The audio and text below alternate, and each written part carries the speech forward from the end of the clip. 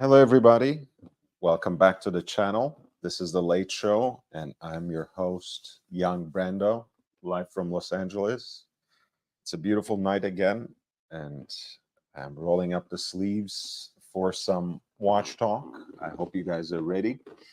We are going back to Geneva, the Phillips Geneva watch auction number 19 that I started covering earlier in the week, but didn't really have a chance to finish. So I'm going to post a link, as always, in the chat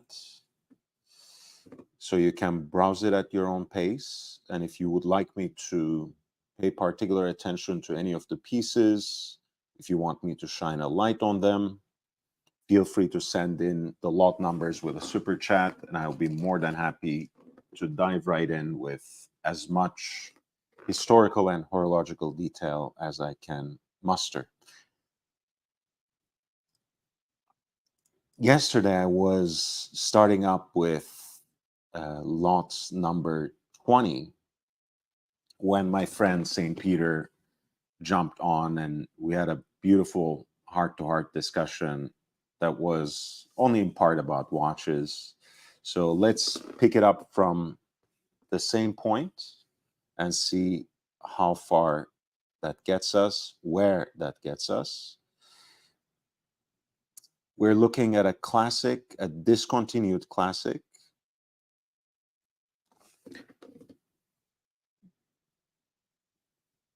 This piece was one of the earliest Submariners to be introduced with ceramic bezel inserts. And quite unbelievably, along with another classic, Hulk, it is now discontinued with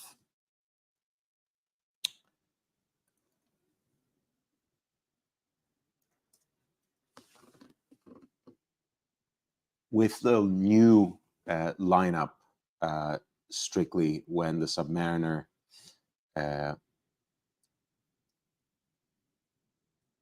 actually was revised with new case dimensions, with new proportions, and with, in fact, a new bracelet and a clasp.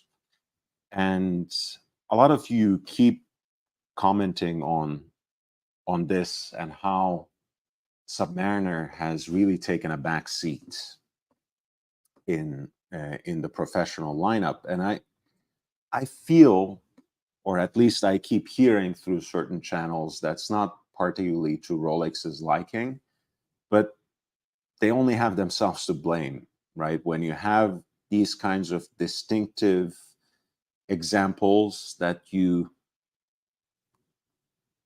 practically dull down with the revision and rob them of the dials that really distinguish them, I think that's what exactly happens. And looking back, it feels quite unbelievable that the so-called Hulk, so the 116610 LV, and the Smurf 116619 LB were in the lineup at the same time. And they're now both discontinued. Of course, white gold Rolex sports models have a certain fate, have a common fate, as it were, that they are always in the shadow of their stainless steel and also yellow gold counterparts. So I'm not necessarily making an argument that just because this piece has been discontinued, it will somehow magically become more popular, but it certainly has a very specific place in the lineup, and in fact in the entire history of the Rolex Submariner. This particular piece, along with several dozens of watches in this Geneva 19 auction by Phillips, is actually from the Guido Mondani collection. Guido Mondani, the Italian collector, who might be also familiar to you, of course, through the various social media accounts and channels, but possibly also through the books, which, as I always say, and I'm not afraid to say, are high on production quality and quite low on substance. However, there are some interesting pieces. There are at least some Rolex classics within the selection that is being sold with Phillips on May 11th and May 12th in Geneva.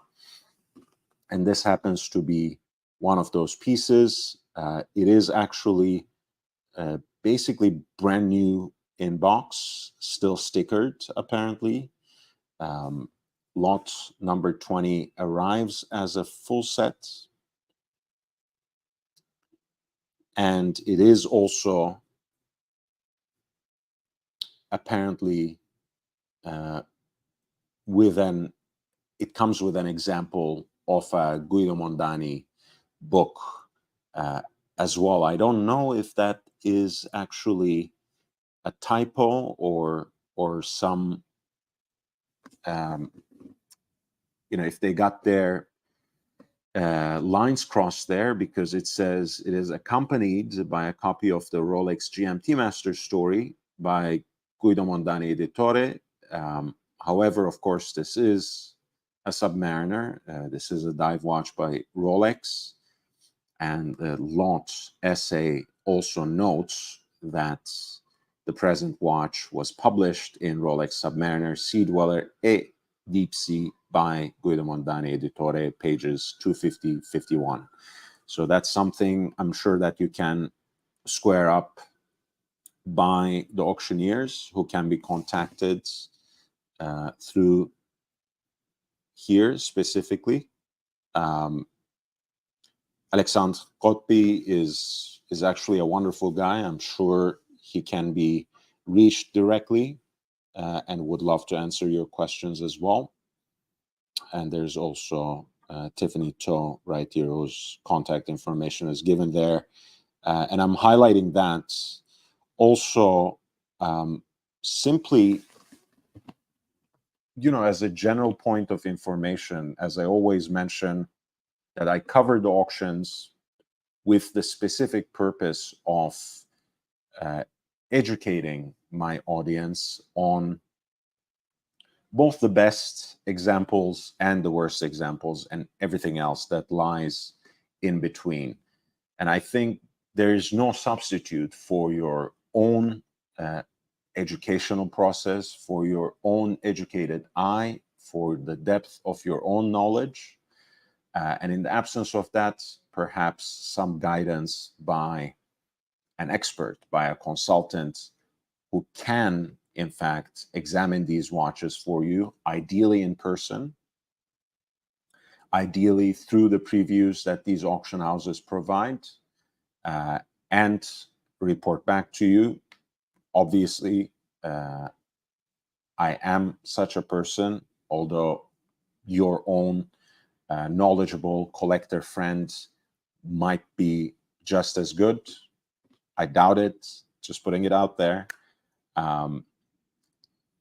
But that's something you should keep in mind. Nothing substitutes your actual dedication, research through months and years, and ultimately your own field research as well, which is through going out and examining every single example you can find, whether we are talking about the driving distance, your places of travel, and again, anywhere and everywhere else you can find watches, vintage watch dealers, secondary market resellers, and everything in between.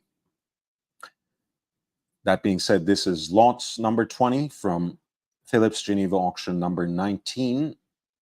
It is a Rolex Submariner Smurf reference 116619LB, the now discontinued white gold Submariner with the matte blue dial and a matte Cerachrome bezel insert that matches the color scheme. The pre-auction estimate is set at $22,100 to $44,300 in US dollars. Billie Jeans, nice to see you. I have a feeling this piece will become a rare 20, 30 years from now. I do feel the Hulk should come out in a YG option for an anniversary limited release. Yeah, it's highly possible. You know, there's a lot of things that we used to say about Rolex in the past. Rolex doesn't do A, Rolex doesn't do Y, Rolex doesn't do Z. And they have started doing a bunch of things that was not necessarily habitual for them, that was not necessarily characteristic to them. And this idea of limited editions and special editions is precisely one of those things that they started doing. In the past, of course, they have recognized their own emblematic anniversaries, right? The 16610 LV, the original Kermit, came out in 2003 as the 50th anniversary Submariner. But that being said, they didn't really do the limited release thing, like numbered releases or limited release of this, 100 units, 500 units, etc. Although there have been numbered releases before, such as the King Midas, that has these numbers, in fact, engraved on the watch. Putting that aside, the short thing is, it happened for the centennial running of Le Mans, the 24 hours of Le Mans. And that model, as you know, only stayed in the lineup for 1 year, and it's replaced by a yellow gold one. So even if it was not numbered, it was most certainly limited, and it has now disappeared, leaving its place to a seemingly off-catalog piece, and certainly a very exclusive piece in yellow gold, which shares a lot of characteristics with it. So it's highly possible that they might do anniversary editions in the same way, just limited to a year, and maybe mutated, transmuted into something else for the remainder of the production period. Lot 21 is the 5980 line 1A. This is the flyback chronograph version of Patek Philippe's sporty or sports chic watch, the Nautilus. The original Jaraganta design, of course, dates back to 1976. But the complications era for the Nautilus is actually a much more of a recent history. And 5980, the flyback chronograph itself, was one of those 30th anniversary watches of the model that were released in 2006. You might think of those watches as a trilogy of sorts, because that was also the release year of the 5711, the now discontinued version of the Jumbo, and 5712, which really carved out its own niche with its moonphase indicator, it's a symmetric dial, and the micro rotor movement, which gives it this sleek elegance despite the complication. 5980 is powered by Patek's own self-winding chronograph movements, the CH28, and of course it has, I think, a lot to recommend itself, a lot to speak for itself, because a lot of people might like the Nautilus design, but still find the Jumbo itself quite a delicate watch, right? It is actually quite thin on the wrist, and registers to me, has always seemed to me as a very elegant and dressy piece. These kinds of complications, whether we talk about the combination of the travel time and the chronograph, or the flyback chronograph, pure and simple, I think adds not only the complication, but a certain heft and presence to the watch, which is, I think, quite a far cry from 5711, which is now replaced in the lineup, of course, by 5811 G in white gold.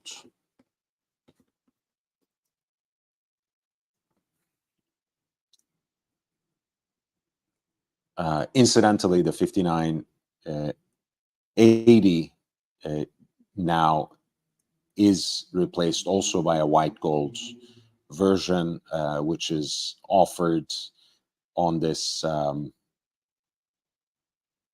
me, very ridiculous denim strap, which I don't know if it fits the vibe of the watch. This to me looks a lot more handsome, as the Maestro had intended, all in stainless steel, case and integrated bracelet and all. Of course, the chronograph pushers do throw off the original balance of the watch. That may be a concern for some, but I think they are still nicely enough integrated into the design. There's a date window at 3 o'clock, which is the case with the Jumbo as well, and the chronograph registers are actually nicely streamlined into a single cross-eye style, oversized subdial at 6 o'clock. In its innermost circle, there is a 12-hour counter, and there is actually a 60-minute totalizer, which uses 2 concentric circles. The outer circle is from 0 to 6, with the numbers inscribed in blue, and the inner circle is from 30 to 60. And since the CH28 is a modern column wheel vertical clutch chronograph movement, you can simply leave the centrally deployed chronograph seconds hands running without really adding any additional strain to the gear train, to the mechanism, and without really worrying about any extra wear or tear. And of course, the fact that this is a flyback chronograph comes in handy in such cases, because when you actually want to time something, since your chronograph has already been running to operate the seconds hand, you can simply press the lower pusher, which will set everything to 0 and immediately start a new count. So it's actually quite nifty. This piece too comes from the Guido Mondani collection, as it turns out. It is lot number 21, Patek Philippe Nautilus flyback chronograph, all in stainless steel, 5980 line 1A, with the classic black and blue dial with the rib design. Quite an early example, it turns out, from 2007, which means the movement has the famous hallmark of Geneva on one of the bridges. And it is, in fact, again, a full set, and is actually accompanied by the Nautilus and Aquanaut book of Guido Mondani Editore. And the pre-auction estimate is set between 55,400 to 111,000 in US dollars.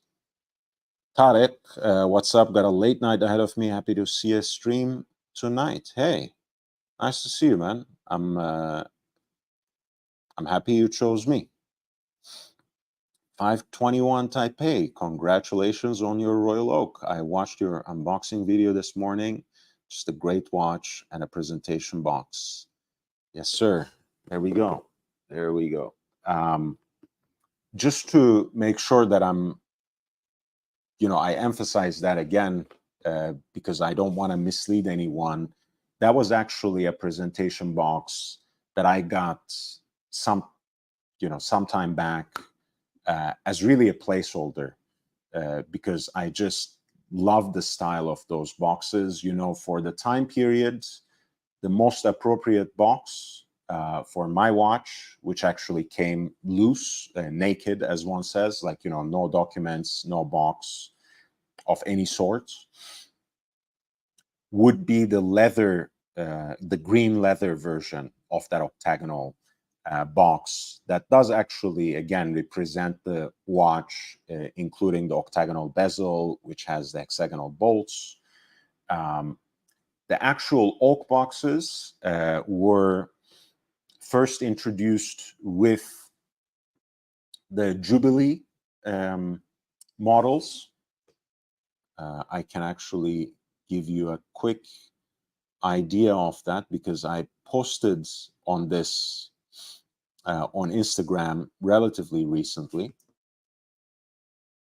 presenting a few pictures from my particular example as well.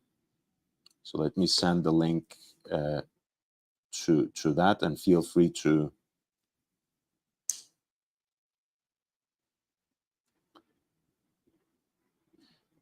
So this was actually the box introduced with the 14802, which was the 20th anniversary edition. However, the 20th anniversary versions actually have this gilt plate with the specific number of the watch in the series. I found this box that has that same, oak wood and even a gold bezel, and these kinds of boxes appear very rarely, if at all, on the secondary market. So I had to grab it. It has, as you see, it has no markings of that sort, just extra holders for jewelry where I put my octagonal cufflinks, as you may have noticed in the video as well. I suspect that they use these boxes for other sorts of limited editions over the years. I think one of the Nick Faldo editions actually used a similar box. The AP Foundation was introduced around the same time, around 1992. And they had a series of special editions. And I'm called Time for Trees, if you remember, with the depiction of a royal oak on the dial itself. Maybe that's a future topic for the channel that we can take a look at some point. But cutting it slightly short, long story, semi-long, so to speak. It just spoke to me at the time. I got it. Paid actually quite a lot of money for a watch box, if you ask me, but that was it. Again, I would have never thought that I would have a gold Royal Oak of any sorts. I never thought I could swing such a watch.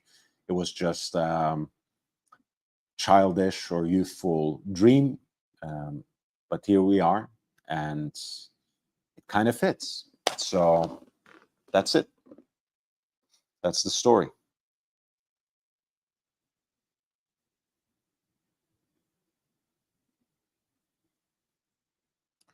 Thank you, Tim G. Love you, man. You're too honest, just like. Well, look, let's put it this way. Honesty is part of the brand. Honesty is young Brando. I can't help myself, you know. So I can't. I have to be truthful. It's not something that I can trick myself into. I can't do otherwise. But speaking of the Jubilee, there we are. Lot 23. I did not even realize. Bingo. There we go. We're looking at lot 23 of the Phillips Geneva watch auction number 19, going under the hammer on May 11th.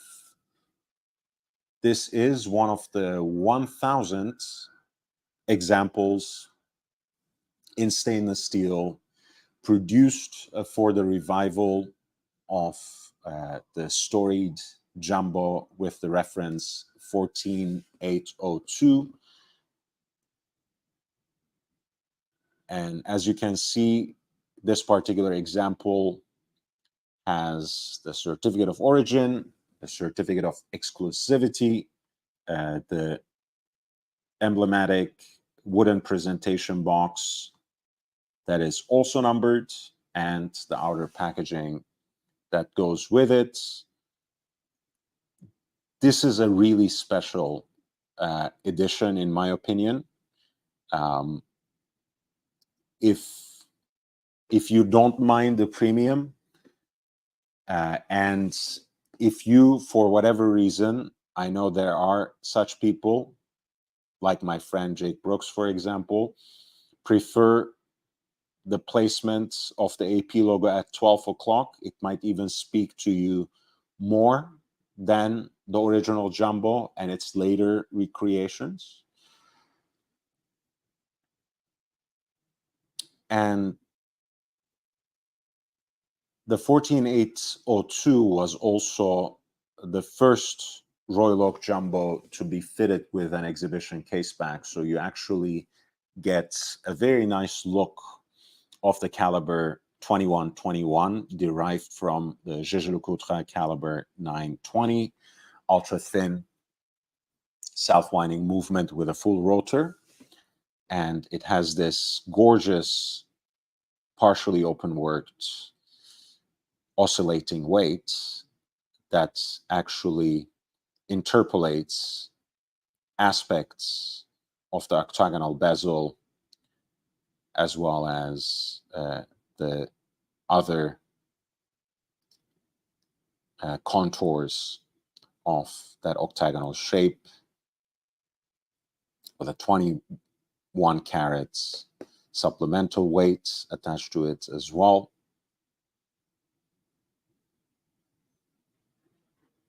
This is a gorgeous piece, and I think, in fact, a great alternative to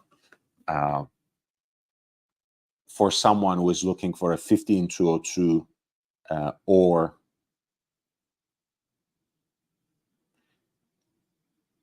or 16202. Perhaps even in addition.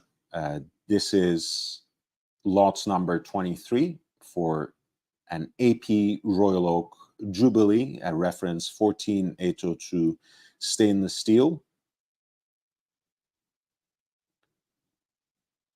from 1993, with its certificate of origin, with its certificate of exclusivity, with the numbered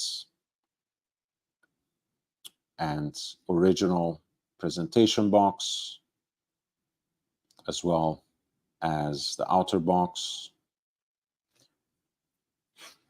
with an estimated value 33,900 to 67,900.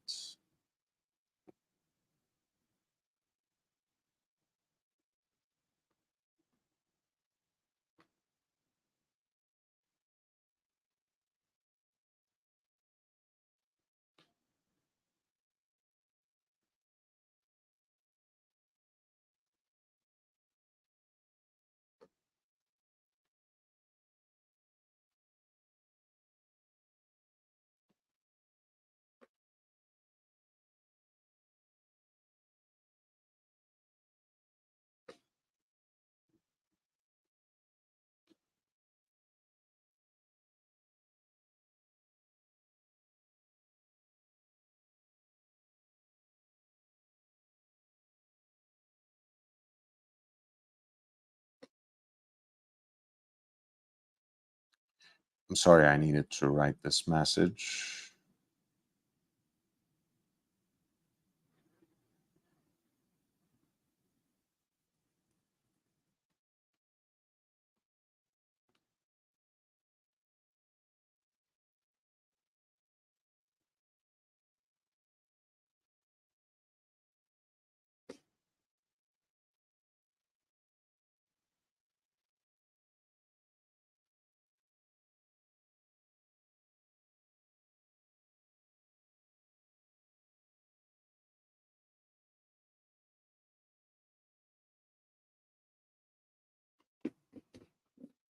I apologize for that.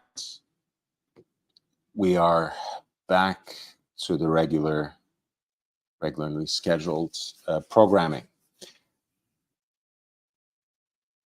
We have checked out some of these watches in the earlier edition, in the earlier stream. So if I'm passing over anything that you would like me to cover, feel free to alert me by writing in the chat.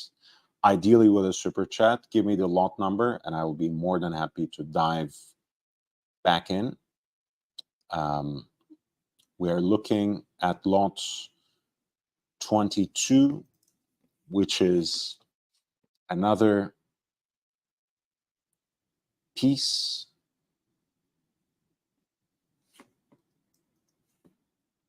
from the Mondani collection.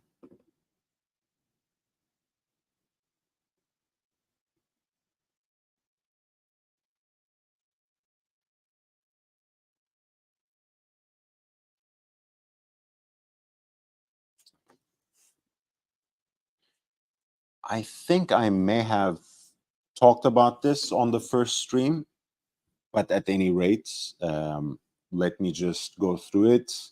One of the things I like about gold pieces from earlier eras is the kind of patina they get through oxidization. So this 18 karat yellow gold piece, Rolex Cosmograph Daytona reference 6265, actually has that sort of pinkish hue, that additional aura it has gained over the 37 years of its existence, roughly speaking. This is a version of the Oyster case with the screw-down pushers, with the matching tachometer bezel. and the watch is also mounted on a matching riveted Oyster bracelets with polished center links as well.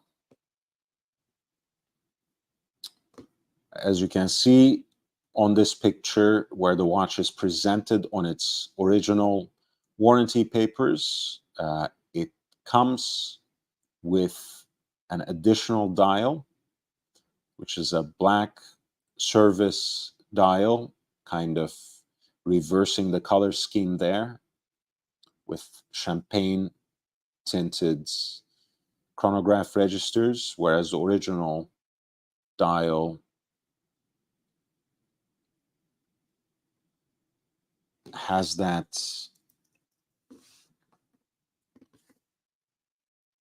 champagne dial with contrasting black chronograph registers.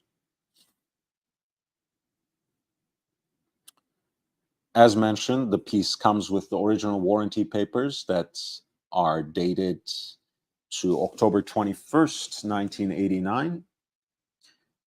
The serial number places the production of the watch around 1987, although you guys know already that this is not an exact science when it comes to Rolex. The piece is practically a full set because product literature, the calendar, wallet, presentation box, and outer packaging is included. And apparently it also has a copy of the Rolex Encyclopedia by Guido Mondani Editore, which is where this watch was actually presented previously.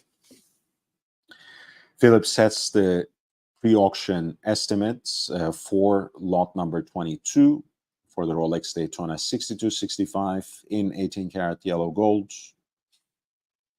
champagne dial with an additional black service dial at 133,000 to 266,000 in US dollars. It looks pretty crisp. I mean, you can't always be fooled by the presence of a case back sticker, but certainly the hallmarks look quite crisp and legible.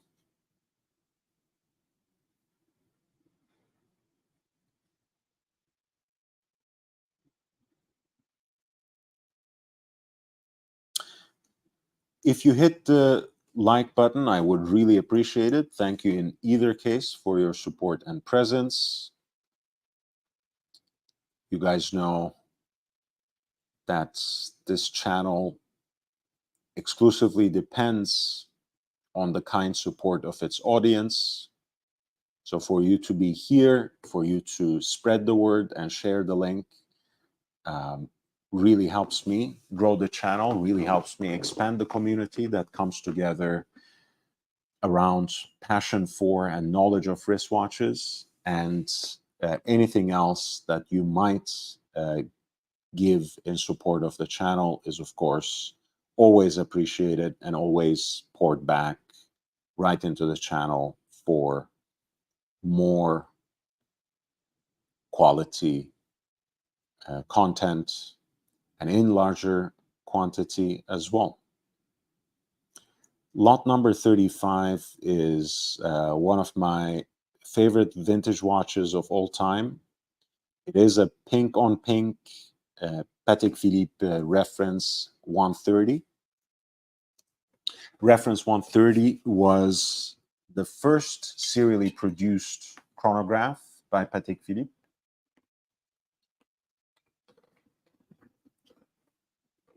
The precious metal cases were made by the famous case maker Émile Vichet that has seriously left its mark in case making in terms of the influence.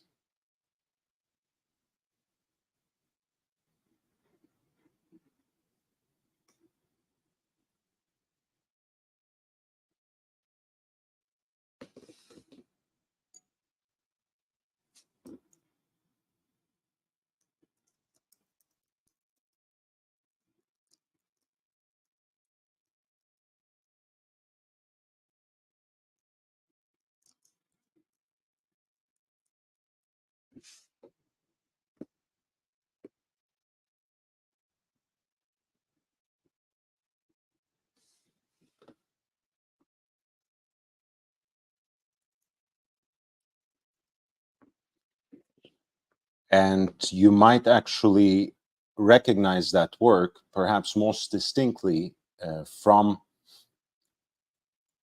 the 2499, which is one of the most desirable perpetual calendar chronographs made by Patek Philippe, due to its modern dimensions, of course, but also owing not in small part, I think, due to the architectural design of the case with those beautifully fluted lugs that kind of have this appearance of claws almost, due to their distinct curvature. Pink on pink in and of itself, I think, is an interesting category of vintage watches. Because again, when you go back in time, pink gold is quite rare to begin with. So it's kind of a jackpot to see it paired with a dial that fits that same color scheme. And here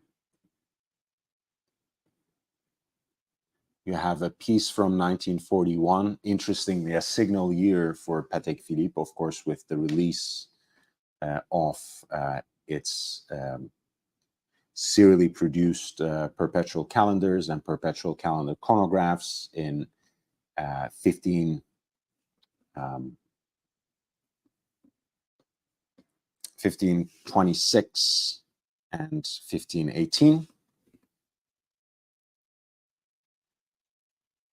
But of course, this is a very different piece in spirit, in so many ways, because it's much more diminutive, as it is 33 millimeters in diameter. So it's like a very unassuming but extremely elegant and sleek dress watch. I think that's one way which it can register to the contemporary taste.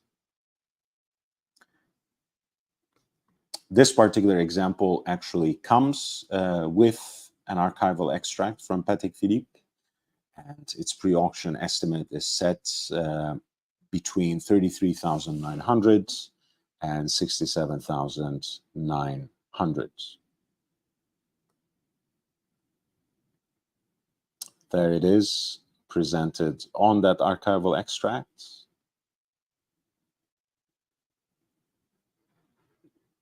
And here's a glimpse into that 13 ligne movement,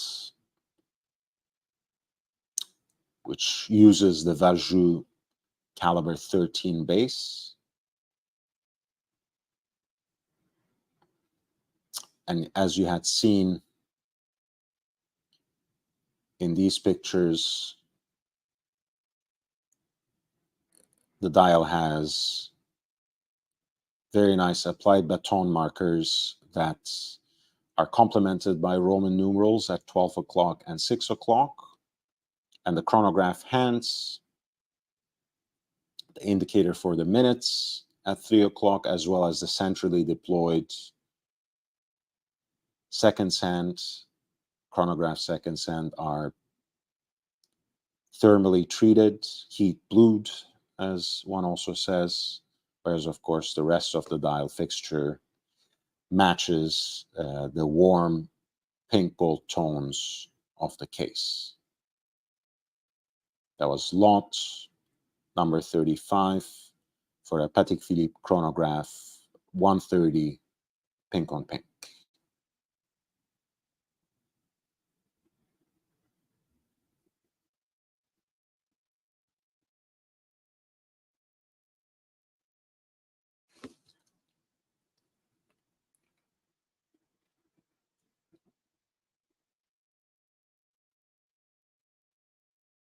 At lots 39, we have an example of a Rolex chronograph reference 6234. This is one of those chronographs, in this case, one of those Oyster cased chronographs that predates the Daytona. So they are kind of collectively referred as pre-Daytona, which I feel is always somewhat unjust because they are great watches and great variation between them.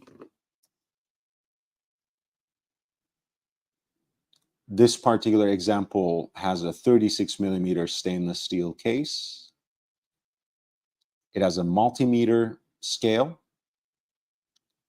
with the tachymeter inscribed on the periphery of the dial and a telemeter in blue in a concentric circle right between the tachymeter and that finely graduated seconds division. Again, the chronograph hands are heat blued, a 3-register chronograph with a 30-minute totalizer at 3 o'clock, 12-hour counter at 6, and continuous running seconds at 9 o'clock.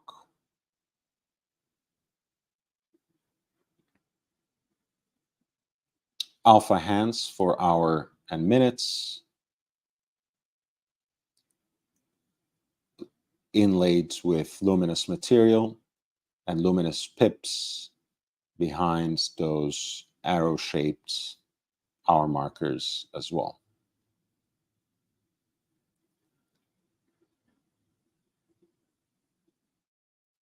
The case looks pretty sharp, if not necessarily unpolished.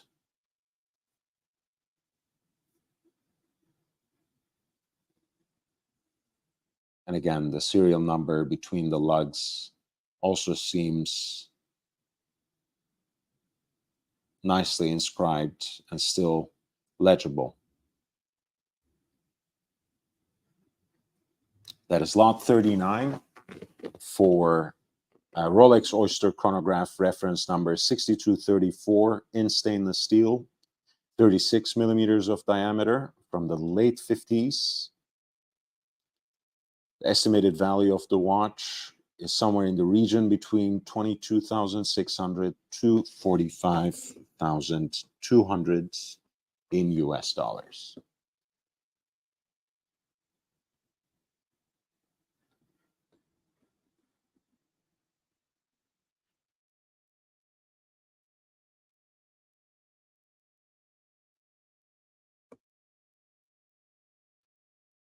Lot 44 is a limited edition of the Santos Dumont.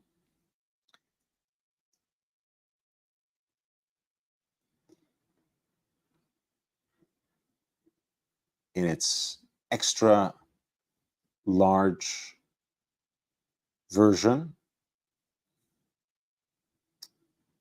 It's a stainless steel piece that is 46.6 millimeters in length and 33.9 millimeters in width.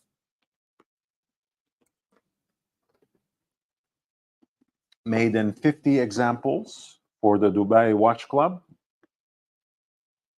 which is a collectors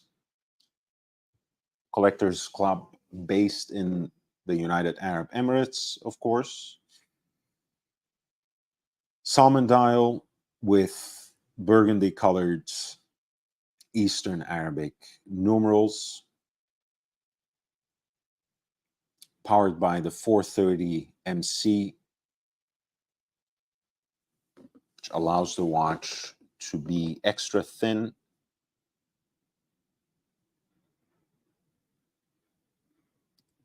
Of course, there's a blue spinel cabochon on the beaded crown, and the Breguet style hands are blued. A railroad track for the minutes, on the periphery of the dial.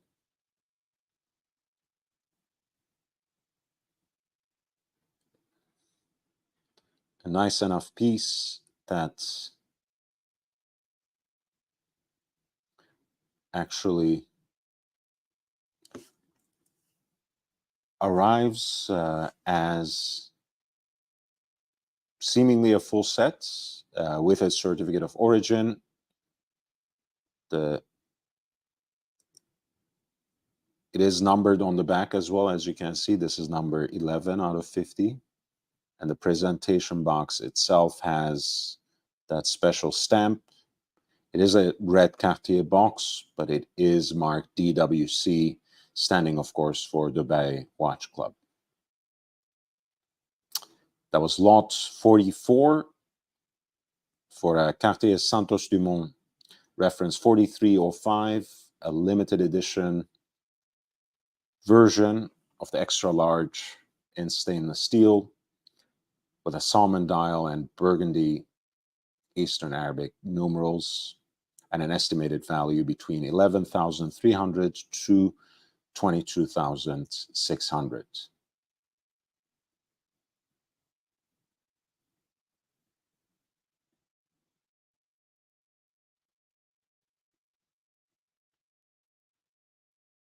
Lot 47. This is a beautiful piece that I'm familiar with thanks to my lovely book, the Audemars Piguet Complicated Watches of the 20th Century. It is something that is featured in that book. I believe the lot essay should make a note of that as well.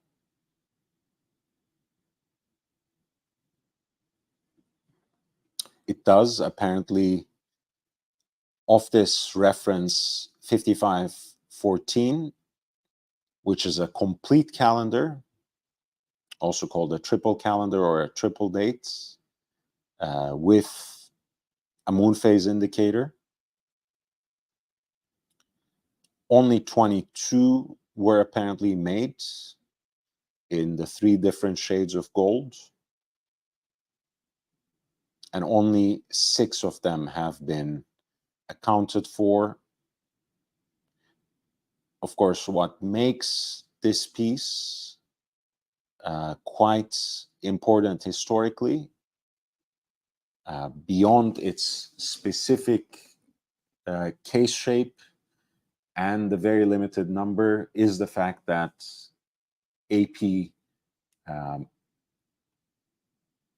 made very, very small number of watches, historically speaking. So anything you find from earlier eras that is complicated tends to be historically significant somehow.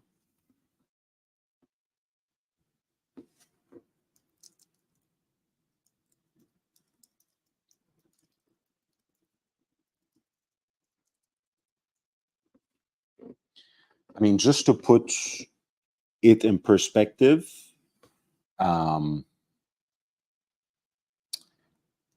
it took AP to reach the 1 million mark in terms of the number of movements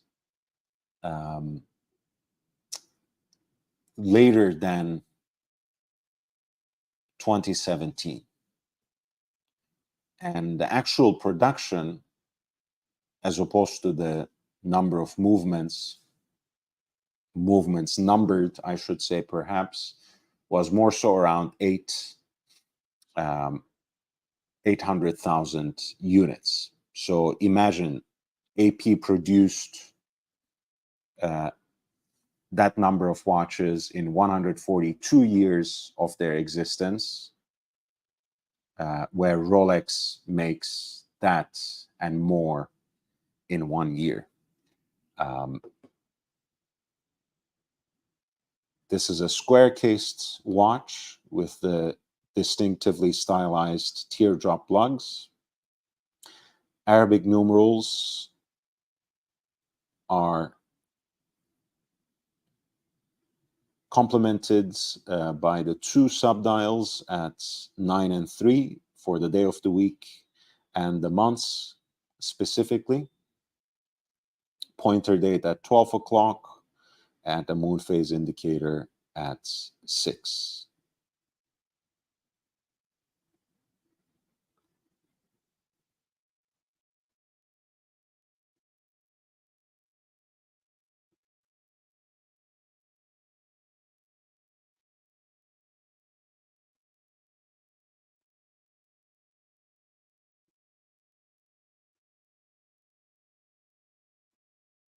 Look at those lugs. Seriously, I mean, what a beautiful case.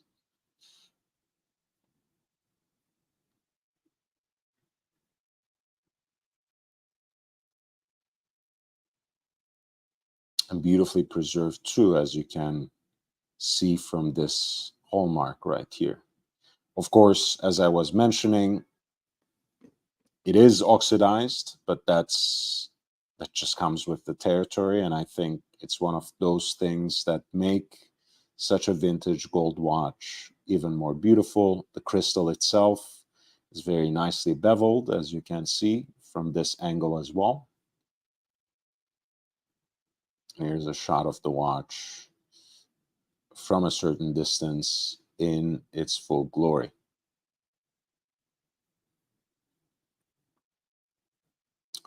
This is lot number 47 for a triple calendar AP with a moon phase indicator from around 1950, reference 5514, with an 18-karat yellow gold case that measures 25 millimeters by 25. It's a square case after all.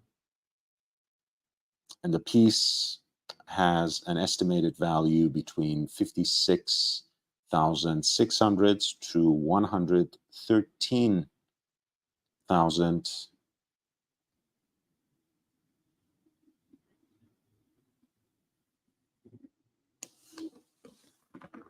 in US dollars.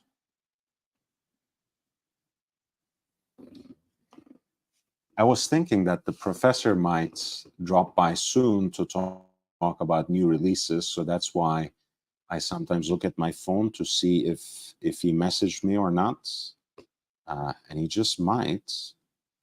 So we'll see. We'll see.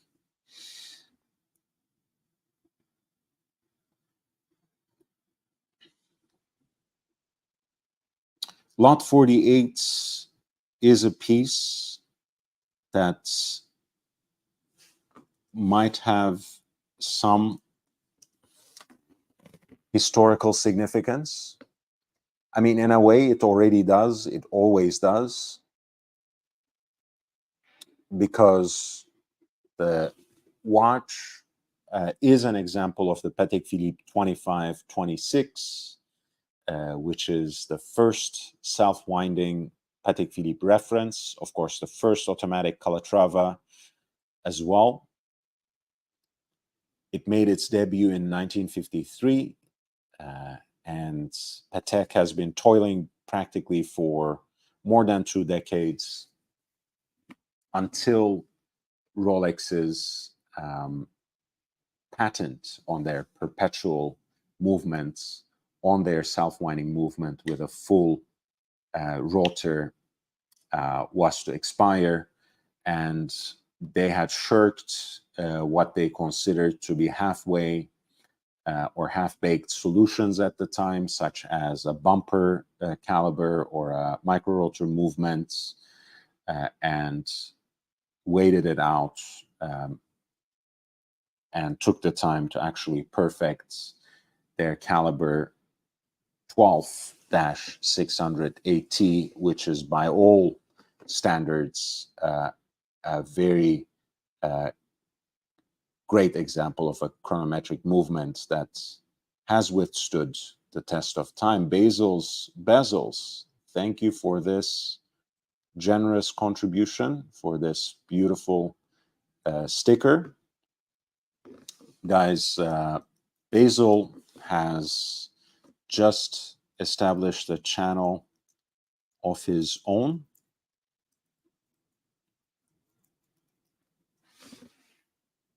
I think, why don't you post the link, Basil? I think it's at Basil's Bezels, but I don't know if you use any hyphens or anything like that. So please, you're a moderator, longtime member of this channel. So please drop the link, and I'm sure a lot of people would be happy to support you as they do this channel and subscribe. So this particular example of the 2526, which is in 18 karat yellow gold on the kind of herringbone bracelets that Patek just brought back in a very surprising move. I really wasn't expecting that. In fact, when I saw the first leak of that new ellipse on a herringbone bracelet, I was like, this must be a fake, because they are not bringing that style of the bracelet back. But I was positively surprised, because again, that is the kind of move that I much prefer from Patek, because it testifies to the fact that they are keeping the kind of crafting and expertise still alive, and nowadays in-house, rather than making silly denim straps, which I just don't get. I mean, I get what they do it. I just don't get it in terms of how it aligns or does not align with what the brand stands for. Anyway, the reason I said that these particular 2526s may have been ordered by Lyndon B. Johnson, the American president, then senator. They were retailed by Tiffany and Company in New York, long-standing partners, of course, of Patek Philippe. And they depict the golden rule on the dial in its entirety: do unto others as you would have them do unto you.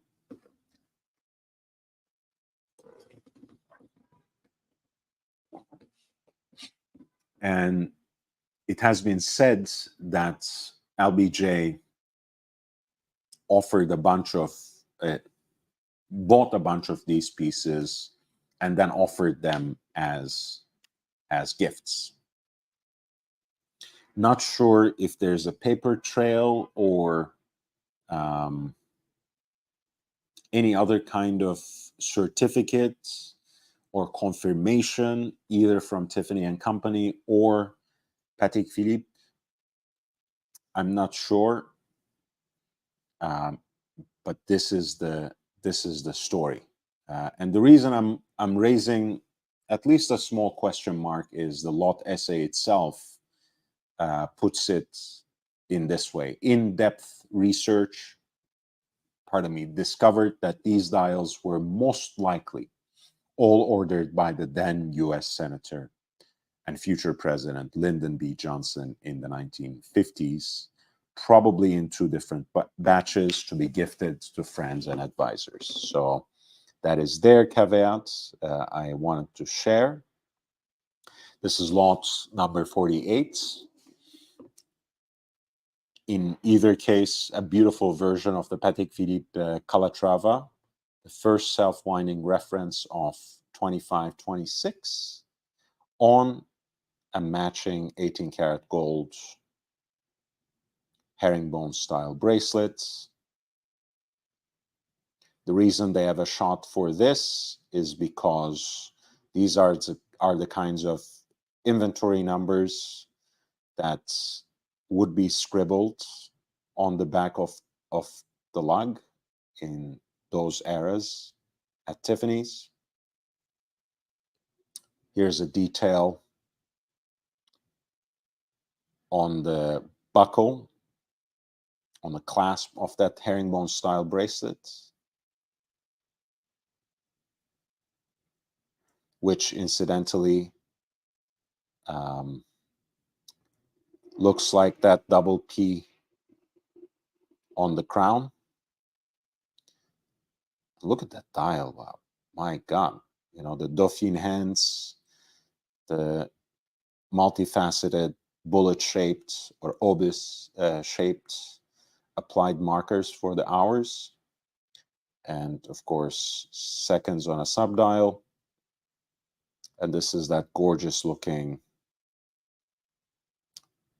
hallmark of Geneva 12-600 AT movements with the gorgeous 18 carats engraved full oscillating weight, which is so beautiful, in fact, that a group of collectors have custom ordered some sapphire crystal exhibition casebacks for these pieces, for their examples of 25-26 from Voutilainen's casemaker.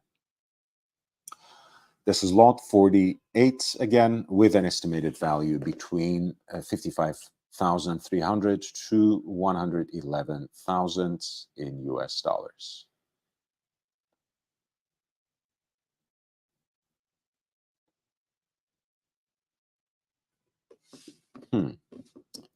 Okay, since Basil didn't post his own link, I will find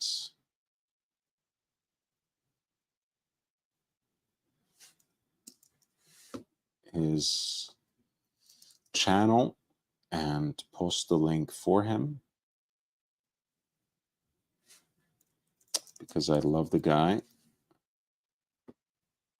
and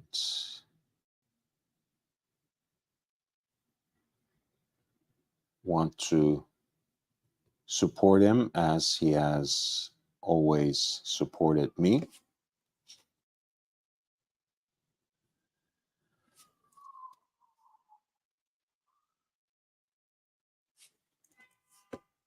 There we go. Please hit the link and subscribe to Basil's channel.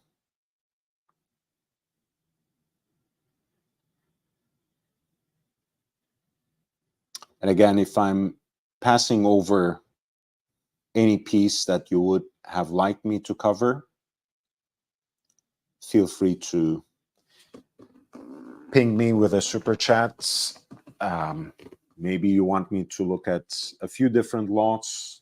Feel free to type in a couple of them or a few, and I'll be more than happy to dive right in. This is another great example of the 130,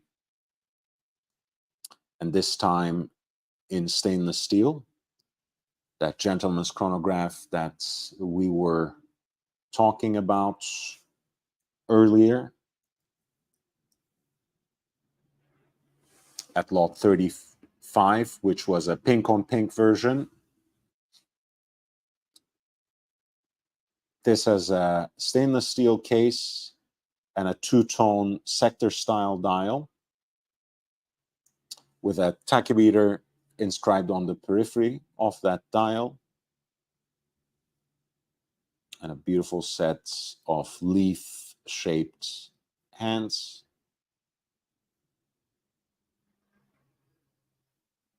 Great looking watch with an evenly patinated, gorgeous face. Fantastic design. Again, a sector dial with Arabic numbers at 12 and 6.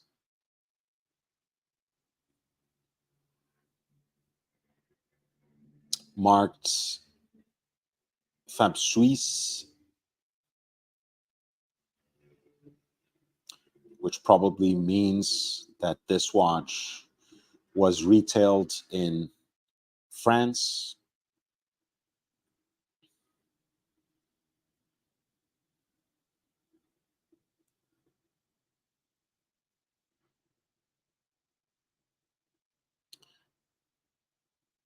And no wonder, in fact, Look at those black enamel numerals. Wow. Look at the serif on that one. Wow.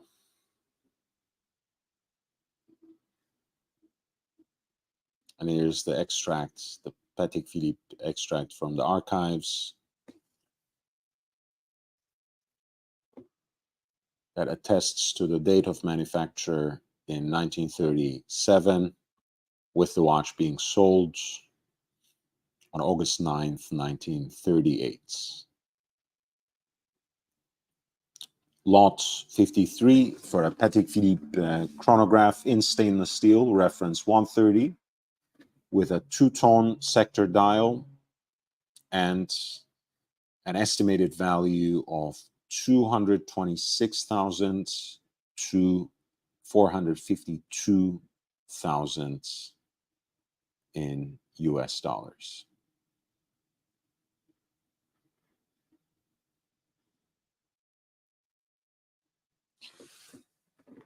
This is purportedly the most desirable combination. I think the pink on pink version that sells for a fraction is, of course, much more desirable to me, but I'm not the market. I don't get to decide on their behalf.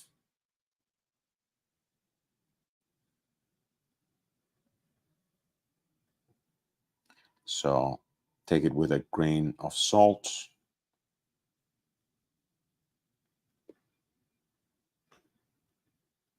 At the end of the day, those preferences are quite subjective, whereas the market, ideally, if it's not manipulated, has the mark of an invisible hand, as it has been called.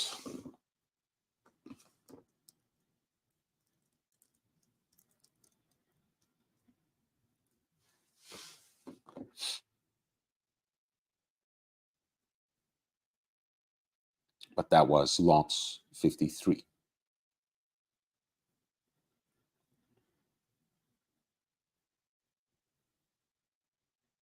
Lot 54 is perhaps one of the ultimate grails in collecting neo-vintage pieces.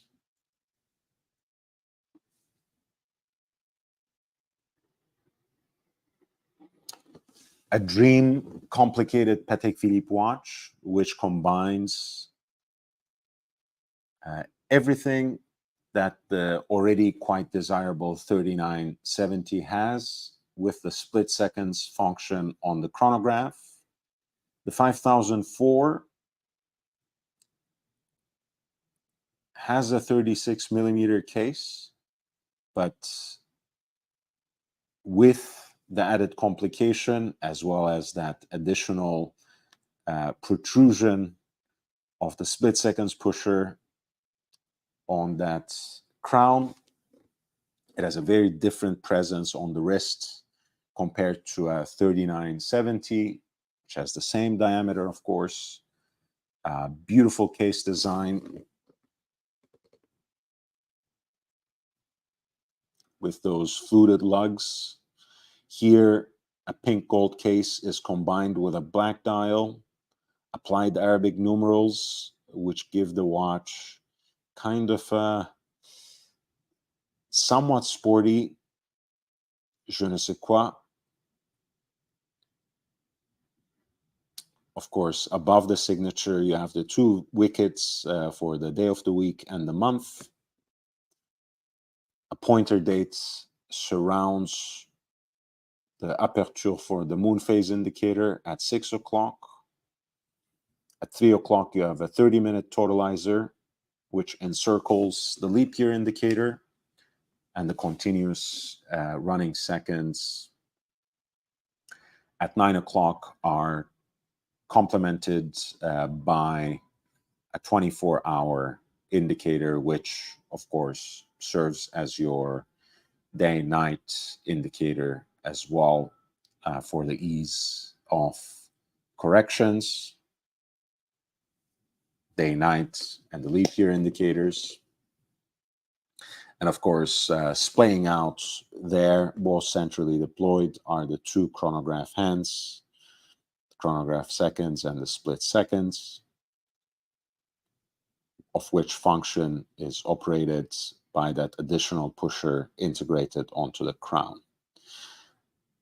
I think, you know, of course, in more modern time, in more contemporary time, pink gold cases are a lot of times paired up with brown or even copper toned kind of dials, but I think, pardon me, the black is quite beautiful for a contrast as well. This is really a stunning watch, and here is what you get to contemplate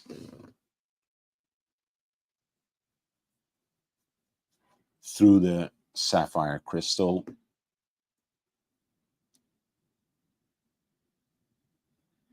Which is, of course, built on the Lemania CH27 base.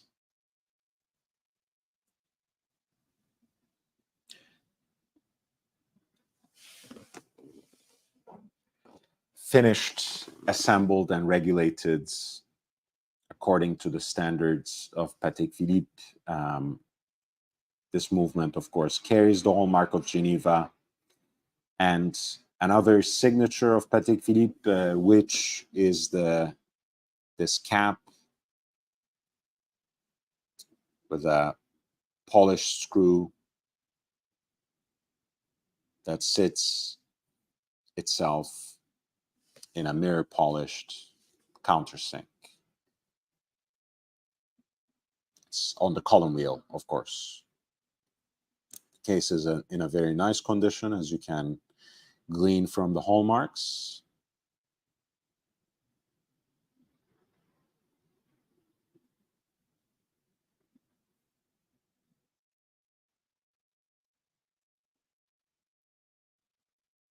And here you can see the watch presented on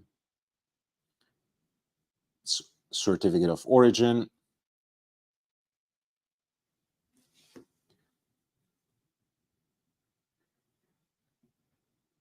The piece comes with an additional case back if you don't necessarily care about the exhibition and just want the additional heft. It's practically a full set, including the setting pin, original hang tags, a leather portfolio, a slipcase, wallet, fitted presentation box, as well as the outer packaging. And lot 54, which is a Patek Philippe perpetual calendar split seconds chronograph, reference 5004R-018, which combines the pink gold case with a black dial.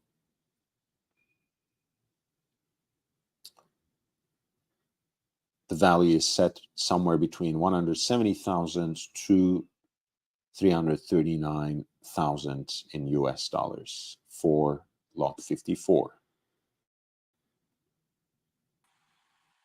Oh, my friend. Compatriot. How long have you been waiting for me? I didn't notice you there in the background. Many months. I'm waiting for you many months. Yeah, Hala. How you been? Good. So what you wanted to discuss some stuff, I think, for a few days now, and you have been getting so impatient that you threatened me to open your own channel, I think. Is that what you were saying? No, never my own channel. But you were saying you'll open a special stream or something. Didn't you say that? No, special stream, no. But we will do a stream, yes. Okay, now You is and the me. time. Now is the time. Let's not waste any time. We have about an hour ahead of us, or however much you can spare right now. 3 hours. And we'll do it. Fidel Castro style. Well, I mean, I see that you are very energized, and I saw kind of like a microwave sound as well. So you are hopefully well fed. You have your No, morning I've had coffee. no coffee. Coffee. I'm a coffee Oh, guy. alhamdulillah. Mm, Let's go. Let's go. okay. What are we talking about? The Rolex releases from Watches and Wonders, or are we taking a general look, or do you have anything specific to start with? Two things. First, congratulations on your new watch. Oh yes, thank you. Yes, I saw that. I appreciate it. Very nice. Um, I like the box and the watch. I love the You might, box. I might love the box more than the watch, I and was that gonna say this, that but I came was first. being a little bit polite. It's okay. I have a thick skin, Yeah, especially when these things come from friends. I don't mind. I don't mind the ribbing at all. yeah, yeah. No, it's nice. It's nice. And I remember when it came out. I remember when it came out. It was it's a beautiful dial, and it has a uniqueness to the whole presentation of the watch. Yeah, and Very I think nice.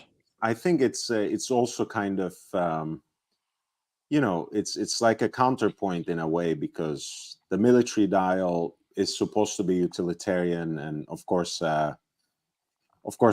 gold Royal Oak is far from serving any particular utility whatsoever, except one's own self gratification. So I think it's a nice kind of contradiction in terms, and I enjoy those things, as you know. Yeah, no, I agree. And I liked your cufflinks. Yes, sir. Those also came before the watch, and those I almost also like just as much. But it's nice to sometimes letting my inner um, Mizrahi kind of venture out, with all the gold and the flagrance of it all. Yeah, for all your asceticism, you are becoming Mr. Gold. Yes, but you literally brainwashed me for more than a year now. You were like gold, gold, gold, platinum this, platinum that. So I You had to get know, something in yeah, precious metal. no, it's important. It's important.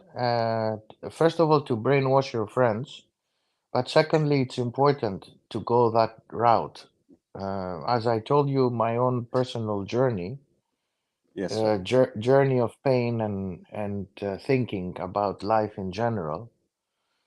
When you wear the watch, it has a special feeling, right, Lord? I Yes. mean, you feel the weight, and the weight means a lot of things. One, it means that it's a watch of higher cost, so it's a weight.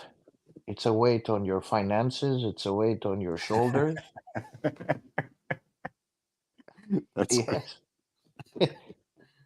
But also, it has a special thing, that you're wearing it and it distinguishes itself from a steel watch and so forth. Because, as you said, you're turning soon. When is it? October, you said? 40? November, sir. November. November. Okay. 40. Well, that's And the other thing I will say is I do like this particular reference, 14800, but because it's so thin and it's already the 36 millimeter, um, in stainless steel, I mean, it's great, but it feels non-existent, So you're right. It balances itself out better in this particular version when it's in precious metal, when it's in yellow gold. In this case, of course, I think the whole integrated design is one of the most compelling aspects, and I feel stupid even having to point that out. So I'd love to add soon enough, hopefully, a jumbo as well. Hopefully, a 15202 once they start dipping a little more in terms of pricing. But there's a time for everything, as the Bible says. So we will we Yeah. will do it in due time.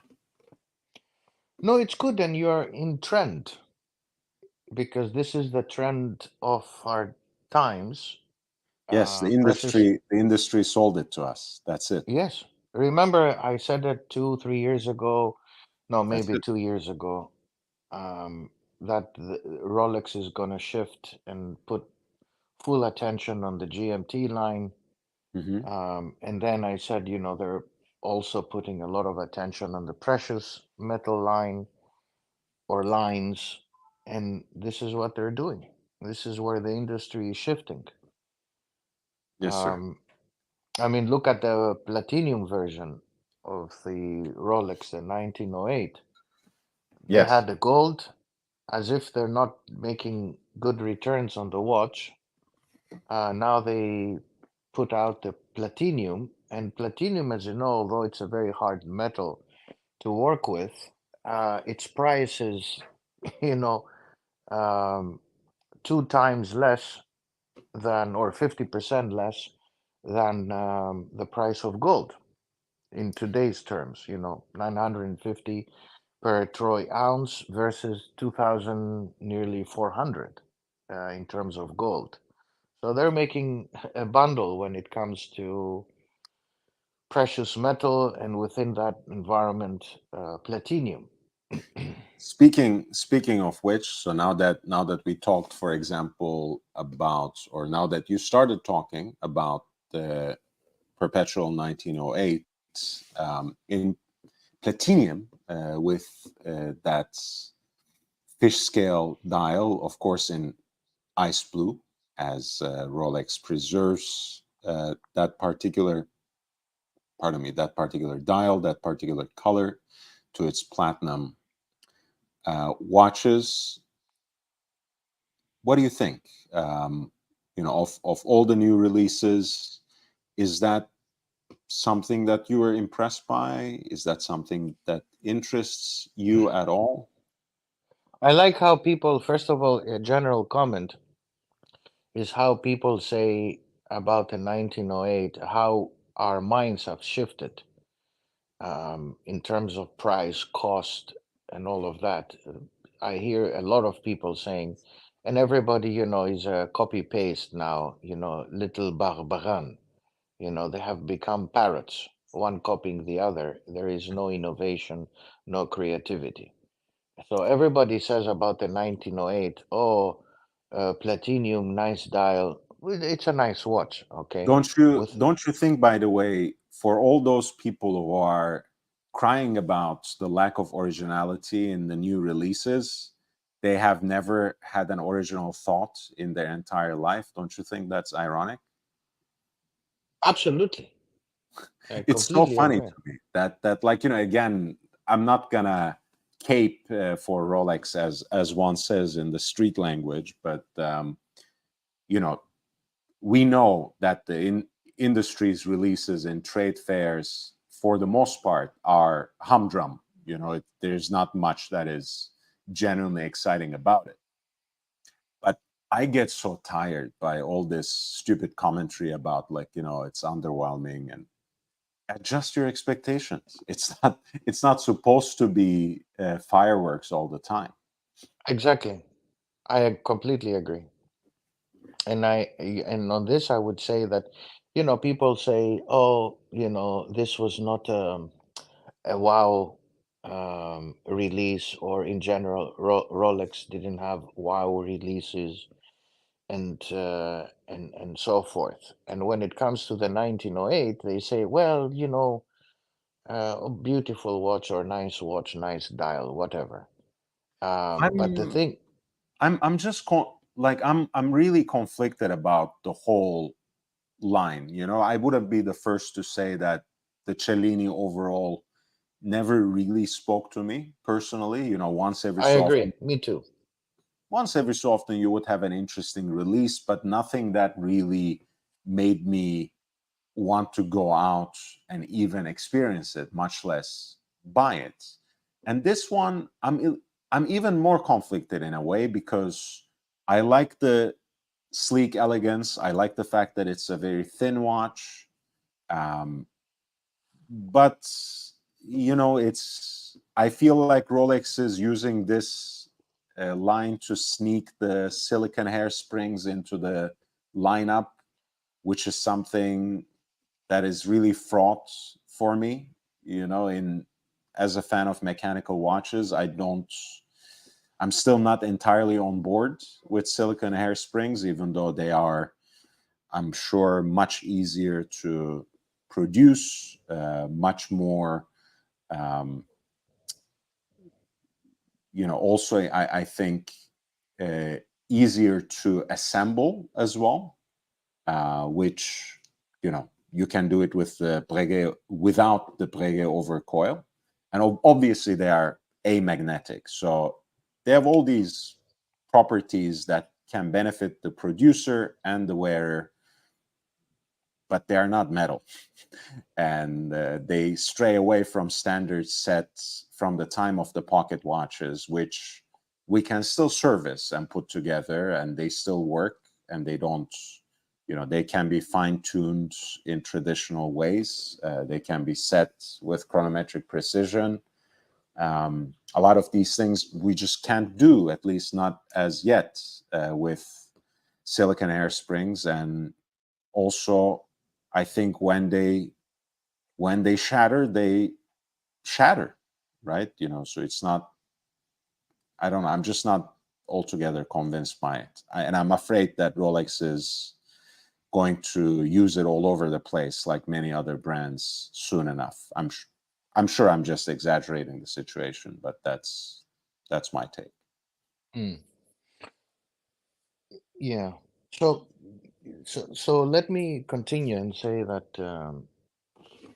So first of all, the commentary about, well, this wasn't a wow release, or in general, Rolex had no wow effect, as if, we have to go down that road of every year they have to have a wow release, and that kind of anticipation of the market, which is, I don't agree with, first of all, okay? But secondly, is this kind of blasé commentary on the issue of the price, you know, especially in the 1908, when they say, oh, well, it is the platinum, and it's only 30,000. I mean, people's minds have been screwed up by the watch industry, okay? If they're telling me now that $30,000 is, it's okay, for a leather embraced watch in platinum, which is selling for less, much less than gold. So the return on investment by the manufacturer is multiple times more, with the exception of labor intensity. Okay. By the way, Then I we mean, 30, you say 30,000, but you know, it's almost 31, and with tax, I mean, we're 30, actually talking about 35,000, really. But 35, yeah, excellent.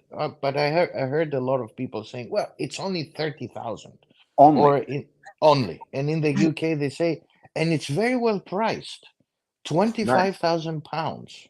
Wow. I mean, are we demented? Have we lost count of reality? I mean, look at We how we the have watch lost we industry, have lost our mind. We have lost yes, our minds. That's true. right? That's I mean, the normal has become 30,000, and the garbage has become 10,000. So, at least. what I see happening is the continuous bombardment of the normal being 30, 40, 50, and the 10 being completely, for the plebs, for the poor, for the lower middle classes. And normalcy has shifted to another price bracket, and that is really staggering. And people have caught on that idea. I mean, they have welcomed it, and now this is the new normal. The new normal is the price of the day date, and Rolex has achieved that. People have become sheep, and they bought into it. I mean, they're talking about the day dates. as if, this is fantastic. What? And they're talking about normal prices being in the bracket of 40, 50, 60. Yeah. When Rolex never believed that this is the market never believed. However, Rolex believed that this is where the trend, they should push the trend towards that, and everybody follows suit. The magic of marketing. Rolex practically invented it. Exactly. Well, So I this mean, is this is look, my second comment. we were um, a friend and I, we were joking in the comments um, a little while ago, you know, talking about whether the whole shtick of the golden ratio that keeps coming up, like, in the reverso design or the Patek's golden ellipse design. Um, and that friend was saying in the comments to my YouTube videos, which, by the way, you guys should leave, because it does actually boost the algorithm and it does increase the visibility of the videos. So once the live stream ends, please do write something in the comments, even if it's something nasty and vicious. Archie knew what he was doing at the time. But the watch industry, and specifically Rolex, literally made average people feel like that they were frogmen, professional divers, pilots, race car drivers. If you can trick people into feeling like that just because they are wearing a mechanical wristwatch um, on their person, I think you can practically make them believe just about anything. So it's like you said, it is marketing, and we can get as cynical as we would like about it. But this is how things have been for the Swiss watch industry, at least since the quartz crisis, no? I think this is a more recent phenomenon. This is of the post 2010 era, 2015 era. Okay. This is the Dufour era, Hmm. and And by that we mean they're we succeeding. mean Jean-Frédéric Dufour, the Yes, Rolex CEO. Yeah. CEO. Yes,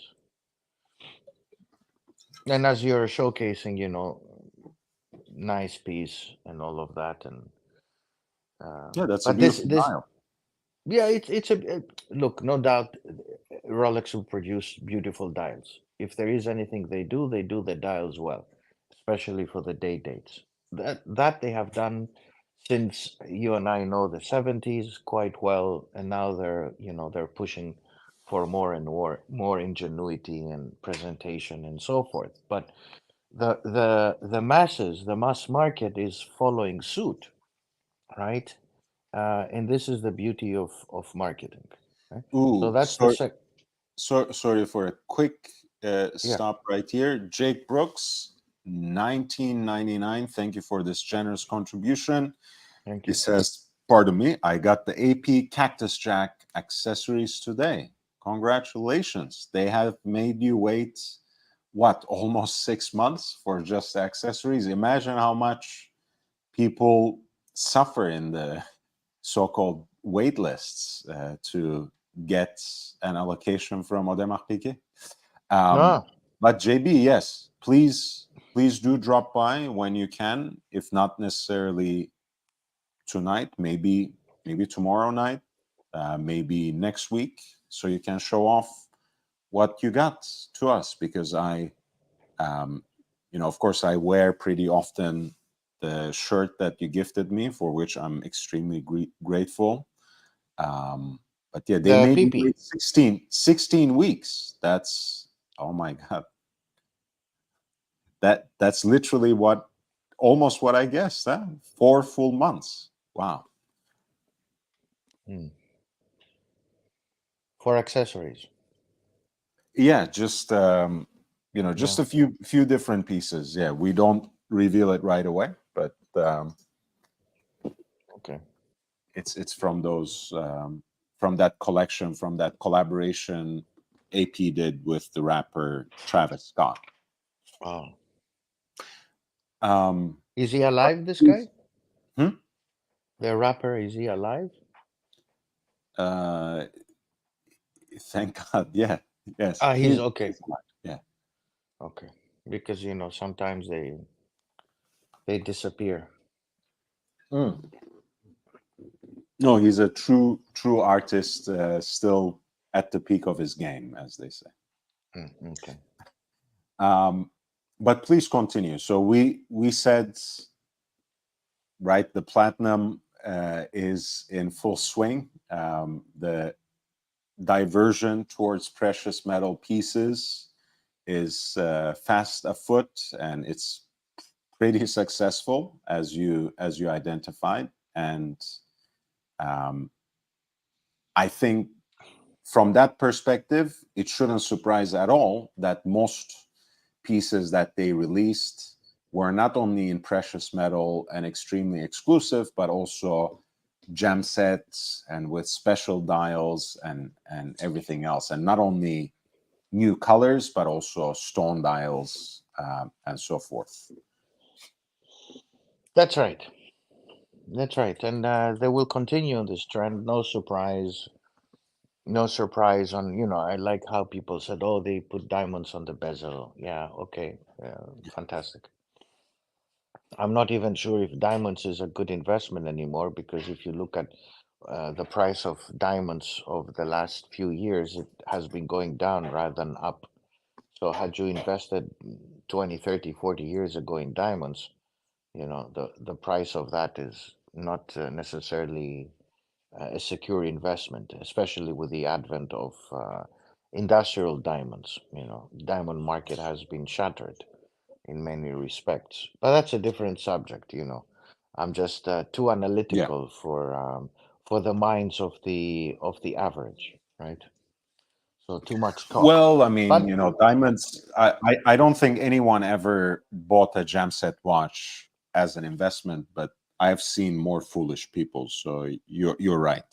I'm sure some people think of these gem set pieces as an investment, which, I well, mean, I can only say it's a bad investment. But exclusive watches can, in and of itself, hmm, bring you some windfall if that's what you're intending.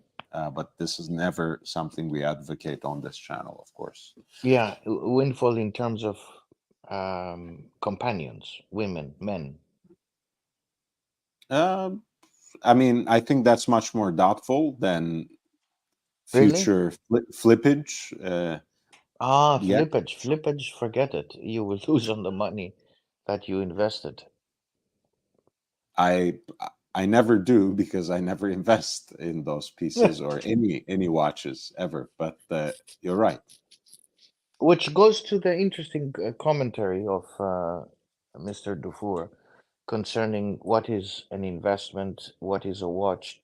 Is a watch an investment? Should it be regarded as a stock? And he made some interesting comments Hmm. that a watch is not should not be treated as a stock, which we have been saying for forever. As long as I remember, you and I chatting on these things, we always said that this is not an investment,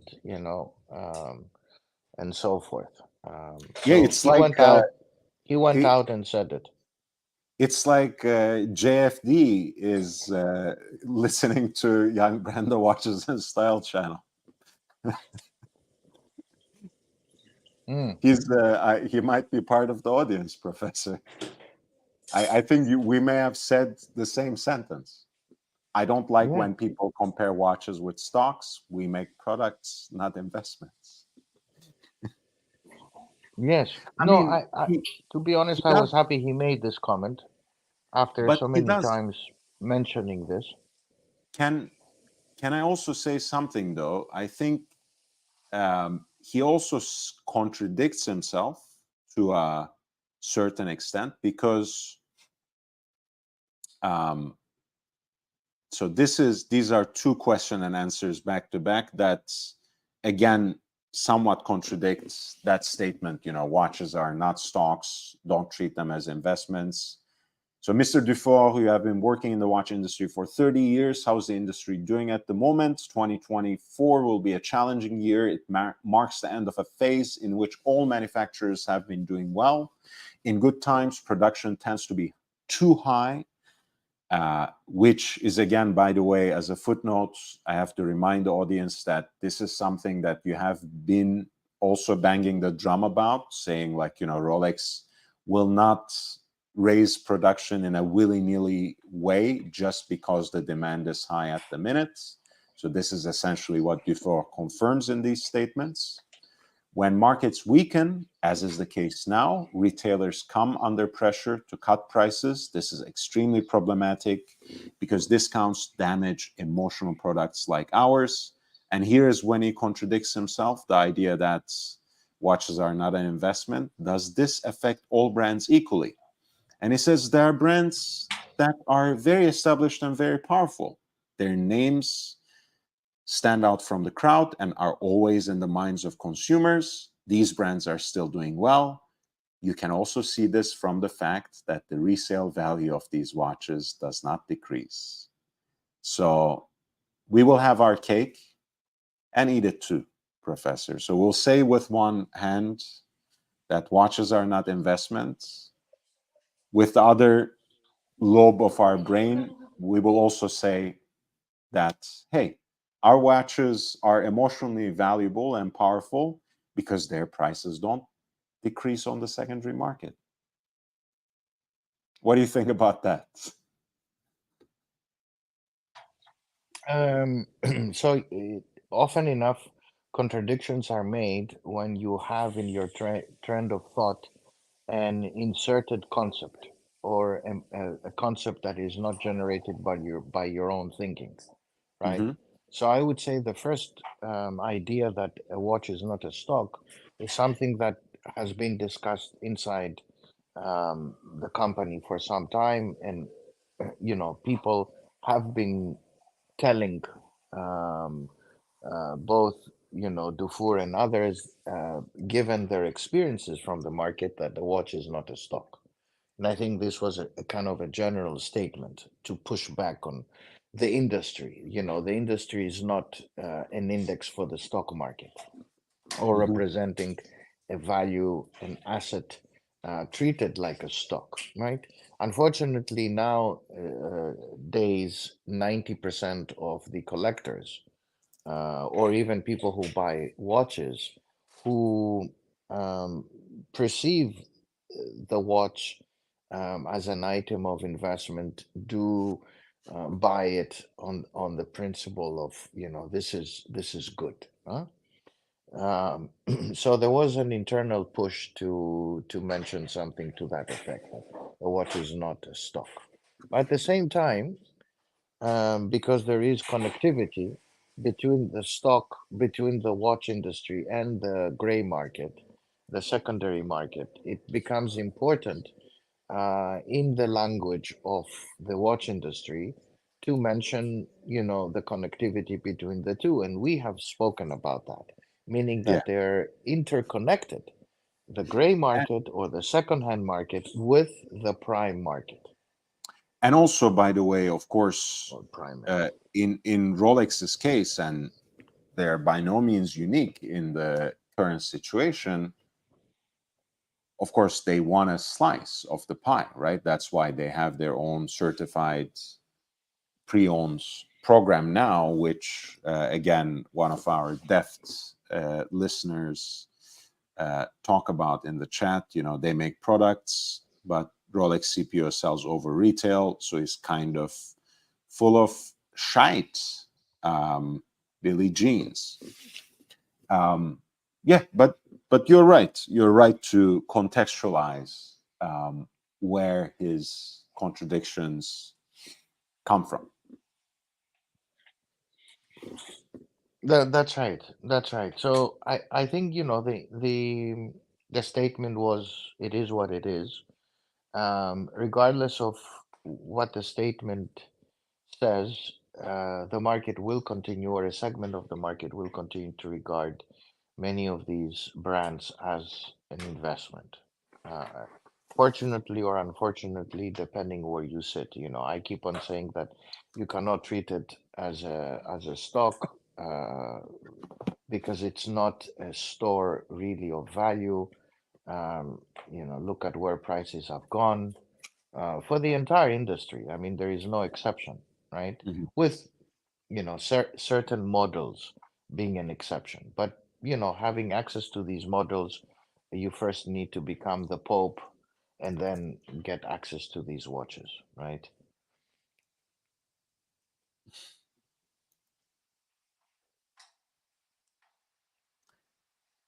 So, um, So, so we said something about the 1908, right? yes, sir.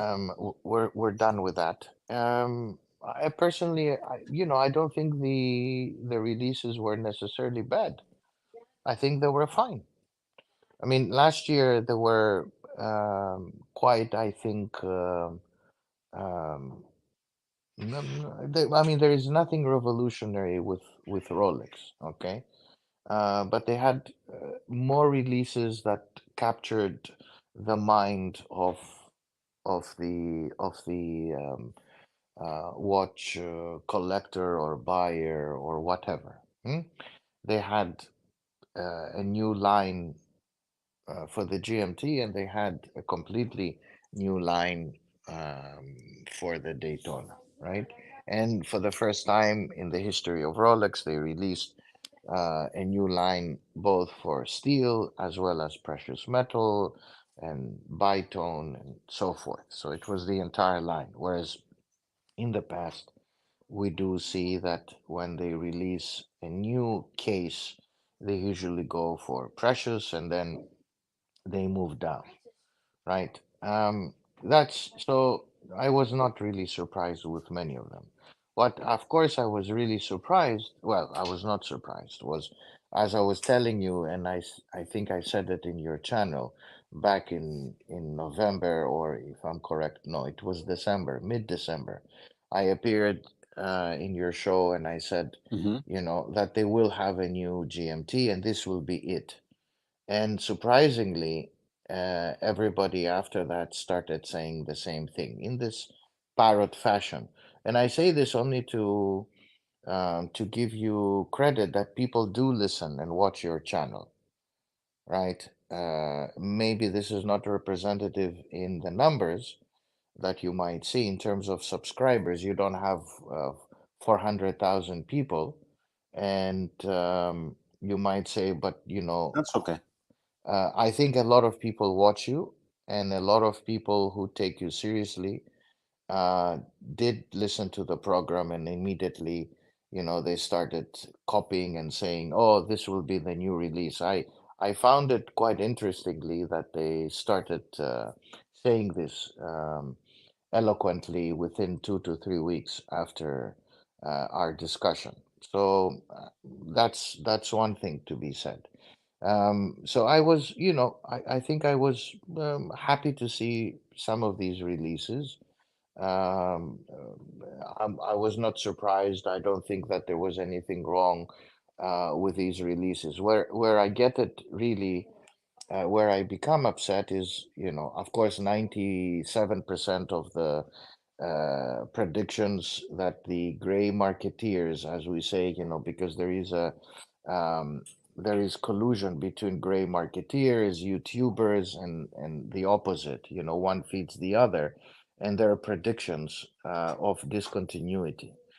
This model will be discontinued. Unfortunately, this year we had the continuous stupidity of the prediction world being on the red and blue GMT, Yes. as if I mean this was the easiest way to get into the gray market prediction environment ecosystem is to claim that they will discontinue it and they will conveniently Right. release the next model, the black and red. And so I found that to be, and the claim was that um, Rolex has a problem producing it.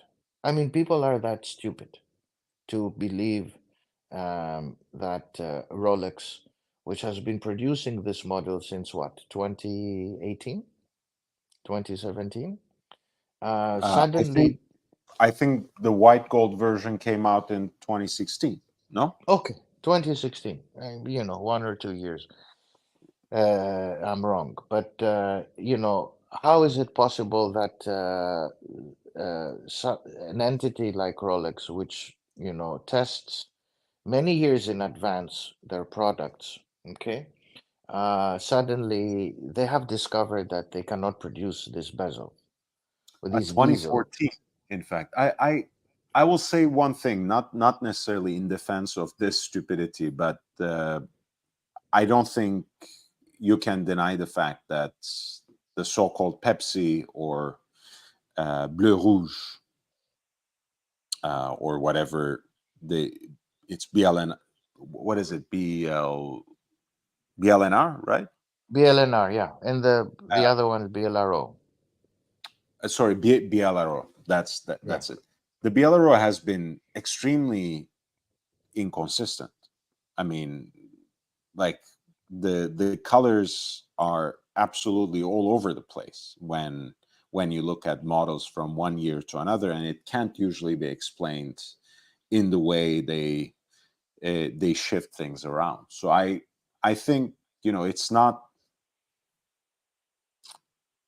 completely logical to take that and take the extra step, which might be actually quite a leap to say, well, Rolex might be experiencing some no, difficulty in the production because again they started with black.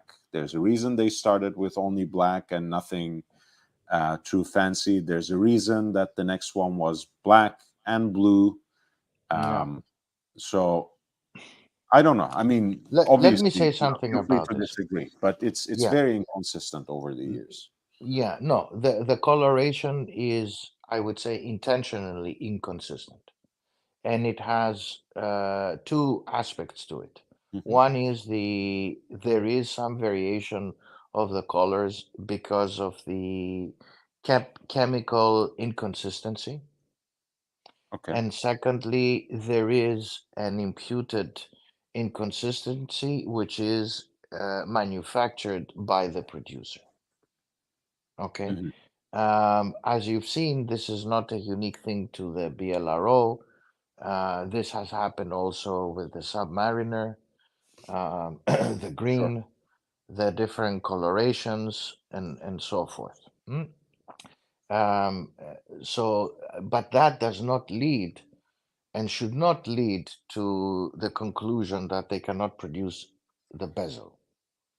And I would hear this not just by people who copy paste each other on YouTube. Okay, they heard it here, they heard it on another stream, they Hmm. read some article, stupid thing from another ignorant person, and then suddenly rumor becomes fact, and everybody says the same thing. Huh?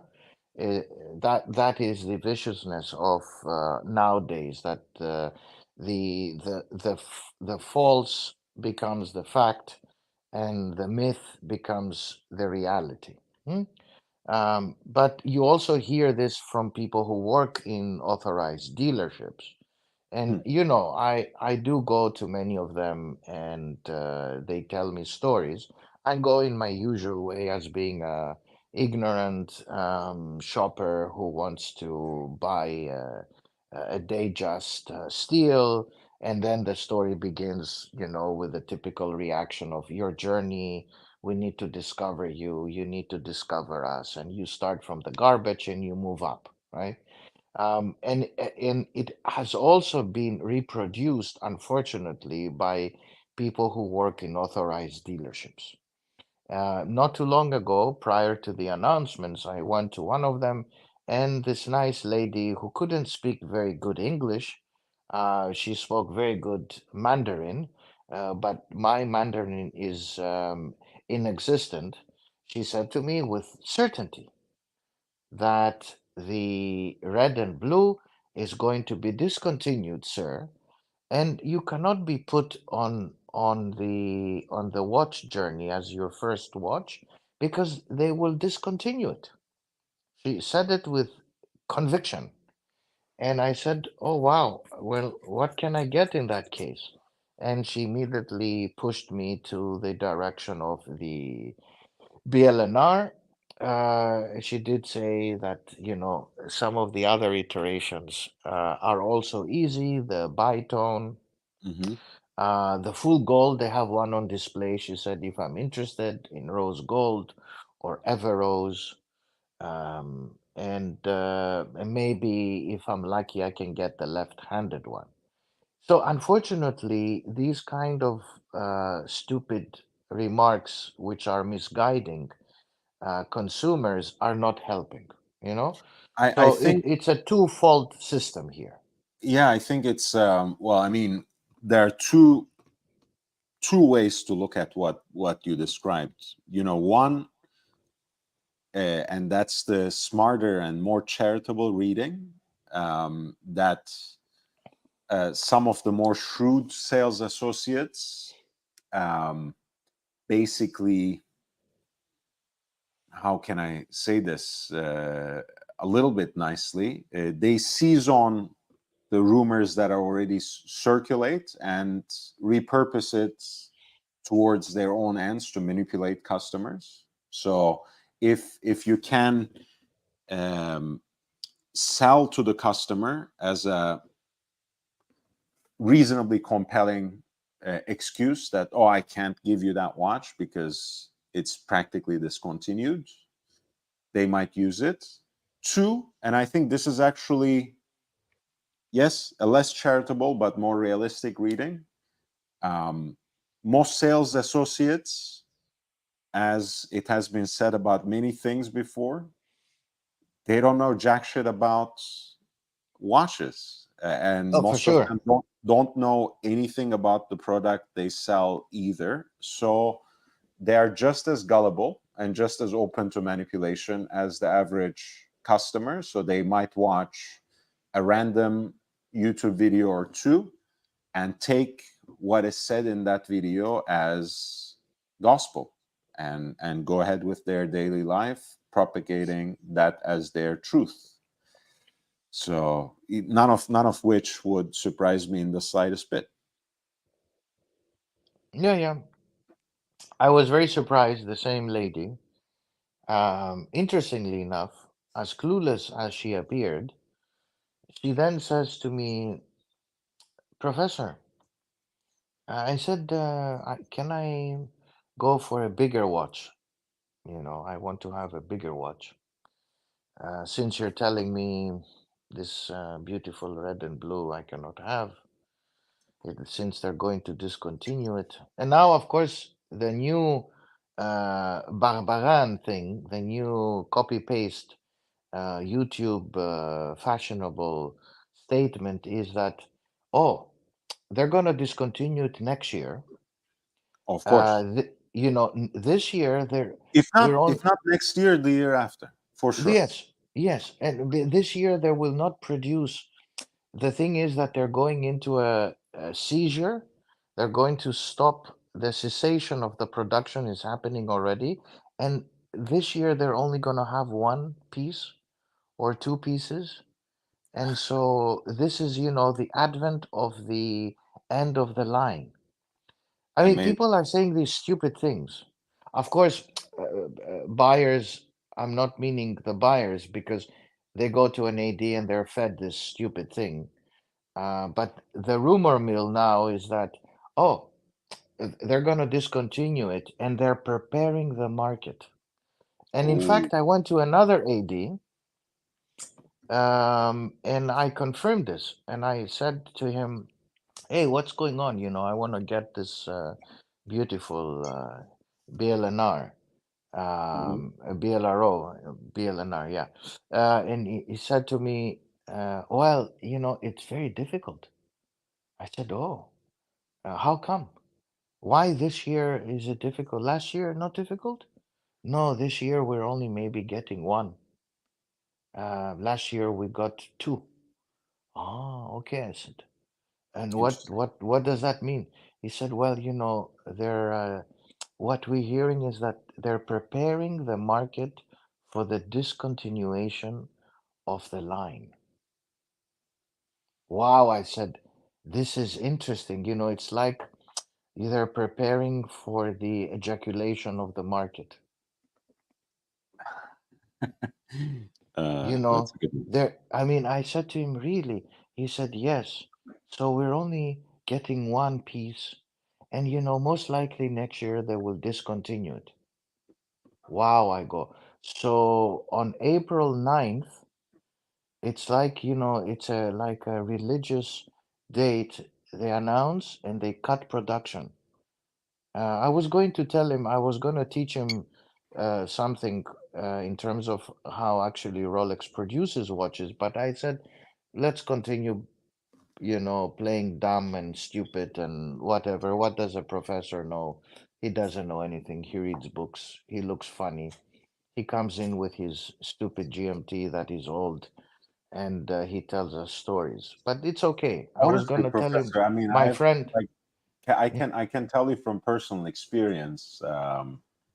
Reading books doesn't get you anywhere. So the earlier you stop, the better. But don't take Yeah, it from. well, nowadays, yes, nowadays. It's The not too late, fashionable. Professor. It's not too late. Mm, well, how, let me ask you, how will I accumulate knowledge if I One don't second. read? I need to answer this. Ali Raza was saying I was swigging a bottle of champagne, and I just showed it's a sparkling water. The reason I covered the brand is because they should fucking pay for my face drinking from their bottle, not because I'm making some sort of commie statement. Ali Raza has seriously got in his head that I'm some sort of leftist. I don't know where he got the idea, but he's pretty insistent. Um, that's interesting. You are No, a true capitalist. I'm a capitalist. I want money for what I endorse. So if someone wants to sponsor the brand of sparkling water I drink, I will drink it live on every broadcast. Um, and yeah, sometimes the bottles are recognizable. I can't do anything against that, but I vary it around often enough. Um, yeah, I vary it enough that I don't stick to a brand. But if someone pays for it, I will for sure advertise it on a daily basis. You are a true Oh, capitalist, my friend. You're yes, you're sir. buying AP. Hey, Oh Ali. my God. Oh, that's Ah, honey. fantastic. Hello. Hello, hello, How Professor. are you doing, man? Hello, hello. I'm all right. I was going to bed, and then there was a bit of a ruckus. I came back out. I came over here. I saw that you were drinking. My eyes caught a bottle. I knew it was sparkling water because you always have San Pellegrino or something, right? I'm like, I'm gonna catfish him. I'm totally gonna catfish him because there's a Rolex up on the screen which shouldn't be there. That's not on brand for Young Brander's channel. That Why not? Rolex, that I particular love one. Rolex. No, but that particular one's a new release, right? Right. It's not on brand. So I'm like, I'm gonna catfish him. And then you covered it up. I'm like, he totally did that because they do not pay him to advertise. I said that. Of course. I said that. That's fantastic. Oh man, But that's I thought great. you implied that I'm a lefty, so I No, don't. no, no. I say that because I know it. I know it triggers you. I was totally It catfishing you, like does. step one, step two, Does. step three. It's fair. It's fair. You got the Royal Oak on the wrist. Yes, of course. Oh yeah, There look we at go. it. There we go. There we go. Bing. Let those gold nanoparticles drip into your bloodstream. How you doing, Professor? Hey, hello, hello. Hello, dear. Um, I was watching you the other day, the both of you, and I will volunteer. I'm gonna shave my head as well. Yeah. We're Well, gonna I have a mean, lot of sunburned scalps. Ali, it's really funny because I have not heard Stefan, for example, offering to shave his hair. It's all of us, like that are guys who already. already suffer from receding hairline. Hey, I will, I will sacrifice myself for you and do, do it with you. Why do I barely have any hair left on my head anyway, so it's a small sacrifice for me. You're not wrong. You're not wrong. Stefan, yeah, Swiss is not volunteering anytime soon with that beautiful head of hair of his. That's it. That's funny. That's funny. So how's it going tonight, gentlemen? Okay. Good. I was planning to be. I was planning more seriously to be close to your neck of the woods, Ali, in Florida. But unfortunately, the plan hasn't materialized. But next time I'll be in the great state of Florida. I'll let you know. Yeah, keep me posted. Keep me posted. Wow. I run into a number of people down here. I did hear you telling your stories about the AD. I don't know if young Brando, if you caught my conversation with my WAS AD on the day of Watches and Wonders. No, I did not. What I mean, So obviously, as Professor was saying, ADs Go ahead. have certain incentives to say certain things, right? Yes. of course.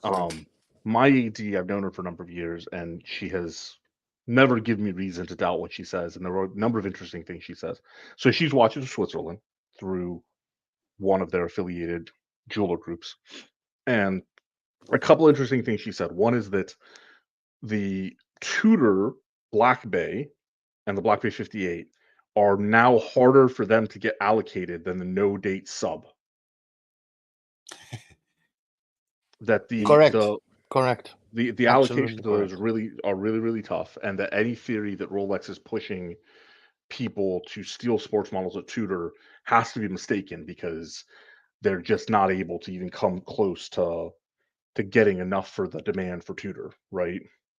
And anecdotally, every single time I'm in there, there's never a Tudor Black Bay 58, except one time there's the black ceramic one, and there's never a Tudor Black Bay. They're always gone. But there are occasionally, every so often, a Rolex. They WAS got rid of the old registry system. It's now a lottery based on salesperson. So when a piece comes in, it's a lottery that's assigned to a salesperson. That salesperson has finite hours to move the watch before then it is given back to the boutique manager to assign to a salesperson their preference. So it's no longer based on the lottery of who registered for a piece and their buying history. They do it by salesperson for Rolex specifically, right? And they did stop taking deposits on Rolex a few years ago, but now they are instructed on certain pieces, and the Pepsi was the piece that they started with, to notify people that if they have put themselves down for a Pepsi, they should go ahead and put themselves down for another watch, because the Pepsi is unlikely they're going to get the Pepsi at all. Now, whether that's allocation or discontinuation next year on anniversary or something like that, don't know, right? It was an interesting conversation, and a number of other things were said, right? They're bringing in, WAS is making a big point of their boutiques to bring in Ulysses Nardin and Zenith and Gerard Perregaux, a couple other brands. Their best-selling sub $5,000 watch at this particular boutique last year was Doxa, which was kind of shocking for me, at least. Oh wow. And they've been expanding their Doxa presence. They're shrinking their IWC presence, but Grand Seiko continues to sell fairly well. But IWC and Panerai have been struggling. So, But the Tudor thing, I mean, anecdotally, he's the second AD who's told me that, the first WAS AD, that they're having a harder time getting Tudors than the Black Note 8 sub. Yeah. So this isn't intentional by Tudor. Well, can you explain? Can you elaborate on that? Yeah. The intention is to make them more rare, and they have begun with certain lines, and they will get into becoming more rare. But so this idea that it's a cheap Rolex, it's accessible, and all of that is shifting, and over but the that's next 2 to relatively 3 years. speaking, so no. Yeah, it's recent. Yes, it is. No, I The mean thing is, that's so my argument to still, that, Professor, we had this conversation over at one of the other channels, is the impression that Tudor is a poor man's Rolex. They're not doing anything in terms of advertising to actually remove that impression. Yeah. It's not good enough Yeah, just to change demand. The impression is there because they haven't actually presented Tudor as a luxury brand at any given point. Yeah, true. But they're playing with the supply, and they're beginning to cut supply on the more popular pieces. And the other problem they have is that in the gray market, in the second-hand market, watches command a substantially lower price. So Mr. Dufour is worried that how can we try to fix that? And so the way they fix it, as we know very well historically, is by cutting supply. So they're becoming very difficult and very picky about which watch, how to do it. Hence the iteration. You saw it, I the wanna say pinkish two one they things. produced on the chrono. I want to say Oh. two things. One, hit the like button. I desperately need it. It helps. It helps more Please. than you think. So if you have not, please do that. The second thing is I also feel that Tudor redirects a lot of their allocations to the boutiques because they are trying to push and foreground them as much Yeah, as possible. So whenever I go to the boutiques, they have yeah. basically everything. If they don't, they can almost always get them to you by the end of the week. Now I know not everyone lives in the vicinity of one, in my case, two different boutiques, but you know that's kind of puts things into context. And when I said relative, I didn't mean relatively recent. I meant quite literally that Tudor still makes a shitload of watches. It's not like they are ever going to be actually rare. I mean, they might No, they have will not. They will. less Yeah, numbers exactly. and They will not. less. Yeah, yeah. Go ahead. No, go ahead. Go ahead. Yeah, GB Wool is saying I was at Yeah, Miami yeah. Tuesday and every black What I was was going to say is that they will not take production from. What's going on? I think we have a Finish your thought, latency issue. Professor. Professor, finish your thought. Yeah. Yeah, yeah. I think my connection is not great. I will try to go to a better spot. We hear the birds more So than we hear you. So maybe let me go to a better location. yes, Allow me better to go for to the a better connection location. and less for the nature and bird watching, please. So GB Wool's Yes, comment, yes. I can the hear the last comment birds he too. made, right? You know, One I was at second, Miami please. Tuesday and had every Black Bay 50 in stock. Please So we're continue. exempt. Yeah. Right. I'm talking about my WAS AD, and my own experience going in is there's never a Black Bay. I've actually tried to get, not the 58. I'm not interested in 58, but there's not a 58 either. I'm interested in the 41 mil and that Burgundy dial one, for example, right? Every single trip in, there's not a single Black Bay, just to even get an idea of the size and fit on the wrist. So it's going to be, every 80 is different. Like I have no problem with, when I decided to get a root beer, I got a root beer, I think it was in 2 weeks. I live in the Tampa market. Other people are not getting Rolex allocation sports watches, in New York for months and months and months at a time. So it's obviously going to vary. So I was just sharing my AD's um, experience, and there are watches of Switzerland AD. And also, it's like you said, it might change from location to location. It also changes, as I tried to say, by introducing the boutiques into equation. Yeah. It changes with the variants of different kinds of ADs, right? If it's your local jeweler that has Tudor, that's one thing. If it's essentially a Watches of Switzerland branch, Tudor is not necessarily their priority, even if it sells well. Yeah. If it's a standalone Tudor boutique, which are operated by, again, the big guys at any rate behind the It's scenes, licensed, it's licensed boutiques. but it is just Tudor. So Yeah. that's what they have, that's what they sell. So they get their allocations and they have an incentive to do that. So it varies from one place to another for sure. Yeah. The I know, like in my area, they opened up Omega, Breitling, and Panerai boutiques in pretty rapid succession. All the watches of Switzerland allocation, so pretty much any popular model for any of those three branches evaporated. So much so that the WASP location close to me is actually just getting rid of Omega entirely. They can't get a decent allocation anymore because there's no Omega boutique very close by now. Right. So, which is, I mean, that's got to be painful for them because they've moved a lot of Omega watches. Panerai, they're still not abandoning, but there's a Panerai boutique now too. But Panerai, they said sales were just incredibly depressed last year anyway. Mm. And Panerai was generally a pretty popular watch in my area. That's the other thing, right? You know, that the US is so big and so varied in a way that the Florida market can be quite different from Oh, the it's New York completely City different. market, which is And the different from Miami California. market is completely different than the Tampa market. Right. Like that's Right. you know, my Miami friends are like, I get this, we have this, we're doing this, but the Tampa market's completely bloody different. Orlando market is unique because it's still a tourist market. The Orlando market is just unique, period. Is it Uh, is it Disney usually that brings in the tourists to Orlando, or is there more? you have everything in it. You have the Disney parks, you have the Universal parks, you have the SeaWorld parks. It's very close to Cape Canaveral, so it's kind of tied into Cape Canaveral, That's and then yeah. it's just south of Daytona Beach, so it's tied into that. And then you have the villages, the massive retirement, or I shouldn't say retirement, but older person like community that's right adjacent to Orlando. So Orlando's a very unique. Like I told a lot of people on JJ's channel many times, if you're in Orlando, go to the Mall of Millennia and register your interest for whatever watches you want, whatever Rolex you want, because they will sell to anybody because that's who's there. It's a tourist area. So if you walk in and they have it, they'll sell it to you. They're not calling customers or anything. It's a tourist area.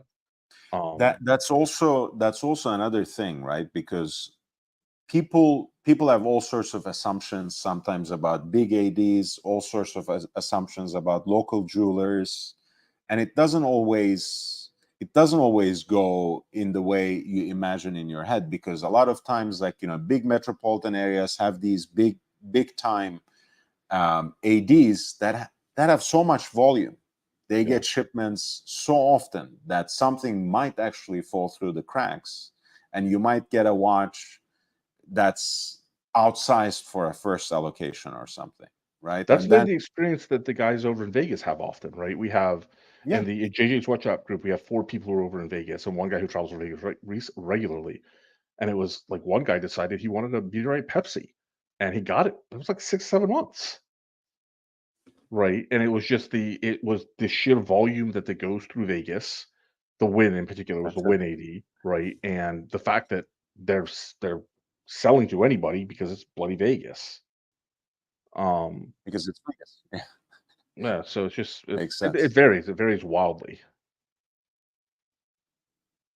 What we got here? Every watch, which I generally like the site Every Watch. Hmm. One of the things that they don't do well, and the site's been a little clunky lately, but one of the things they don't do well is the watch alerts. I personalize my watch alerts. Yeah, Nowhere in my personalization is there a Patek. Every email includes more than half Pateks. of course you would get angry at that. Yeah, I know. They are fine tuning, and I'll let them know specifically. I'm glad you expressed this, so I'm gonna make a note and let I them really do know. like their product, generally speaking. Um, it's been a pretty good site to have just discussions on. Yeah, it's So great. It's great. I'll stick with you for another few minutes, but I was on my way to bed. I like the FXD. Good choice, GB Bull. Good choice. I like the FXD.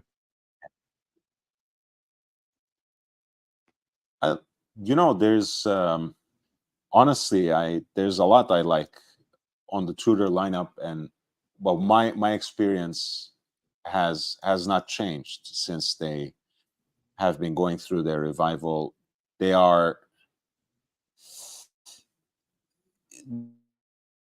have the vintage or neo vintage look, but they don't have the feel because they are thick.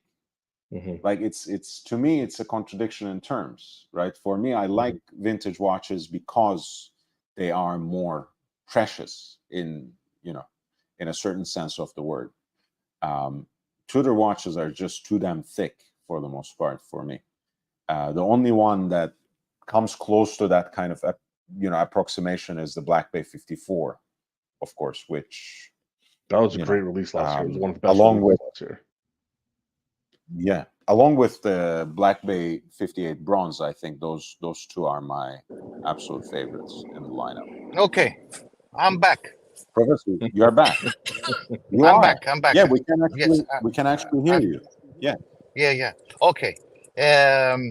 So the issue here is that they will not cut down production from 350,000 pieces to 100,000 pieces. But what they understand quite well are two things. One is, as I was saying, cut down a little bit the supply on certain models, which they know they're popular, and they're playing with that. And secondly, the grand plan was always to divide and separate themselves from Rolex, so to have a Tudor boutique on its own.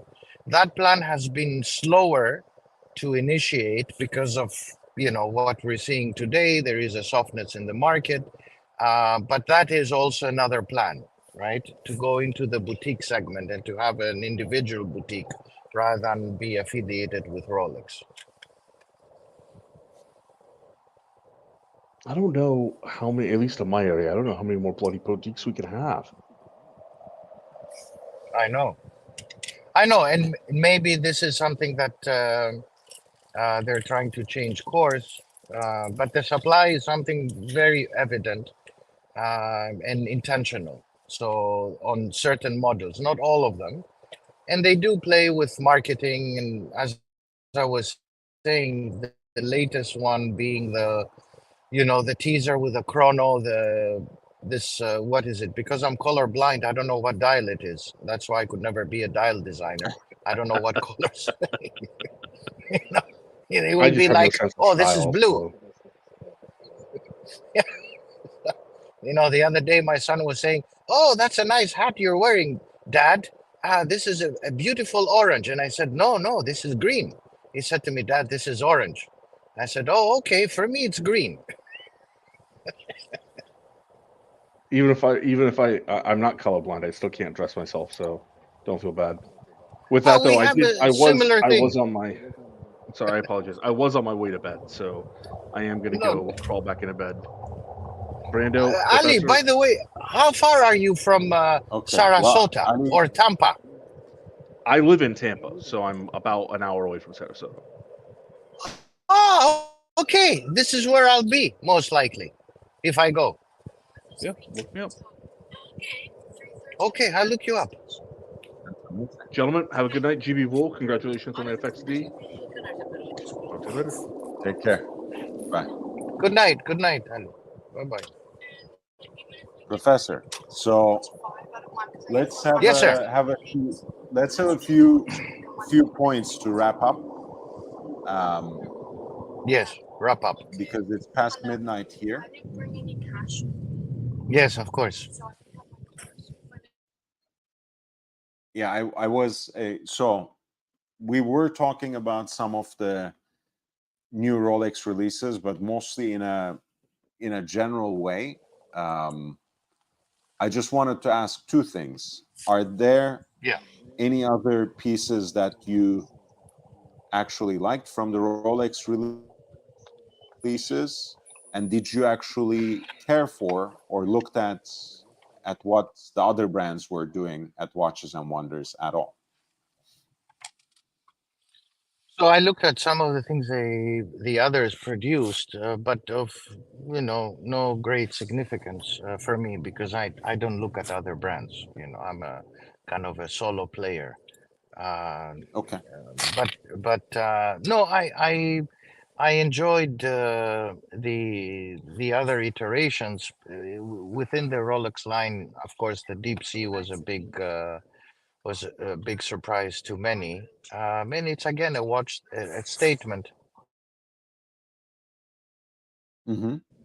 And it was a statement saying to the world that, look, we can produce this one even if you don't wear it and it's too heavy. We can do it. It was a showpiece like the Deep Sea Challenge. Nothing more, nothing less to it. The other lines, the Daytona, that's fine.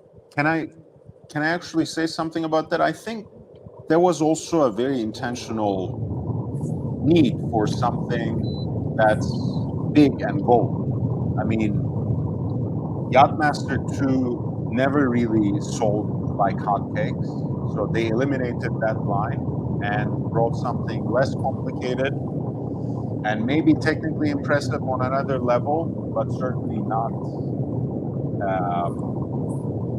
movement-wise, not as involved as the Yachtmaster 2. So now some guys who like 44 millimeter watches and want that in precious metal have something that they can buy on the Rolex lineup. I think that was at least part of the strategy. No, not at all. Yeah, and it's again within the line of thought of the precious metal. Yeah. And so there will be people who will buy it, one or two. Mostly will stay away. It's a difficult also watch to sell in general. I mean the deep sea is a monstrosity. Although it has become more palatable because of the bracelet changes. But again, it's a piece that people will talk about if you wear it, and the crown is capable in producing watches that few want, but it will be desirable for collectors eventually, like the Deep Sea Challenge, right? So nothing more, nothing less to it. On top of it, the Daytona line, I was not really surprised.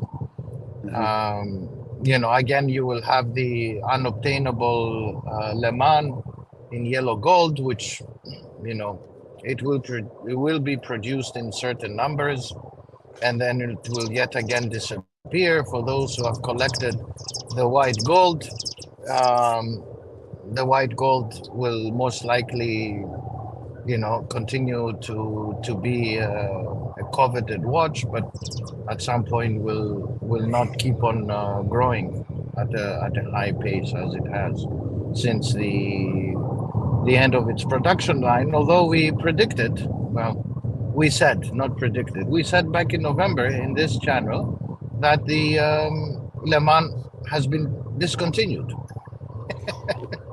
But That's again, true. what does a professor know? We don't usually speculate, so we didn't partake of any other rumors, but you have very distinctly said that it's practically gone already, and by Watches and Wonders we will learn about this discontinuation, and that's exactly what happened. And the thing is, Rolex does a lot of things the same way over and over, but they have started doing different things and participating in, say, industry trends, like making limited edition and special edition watches.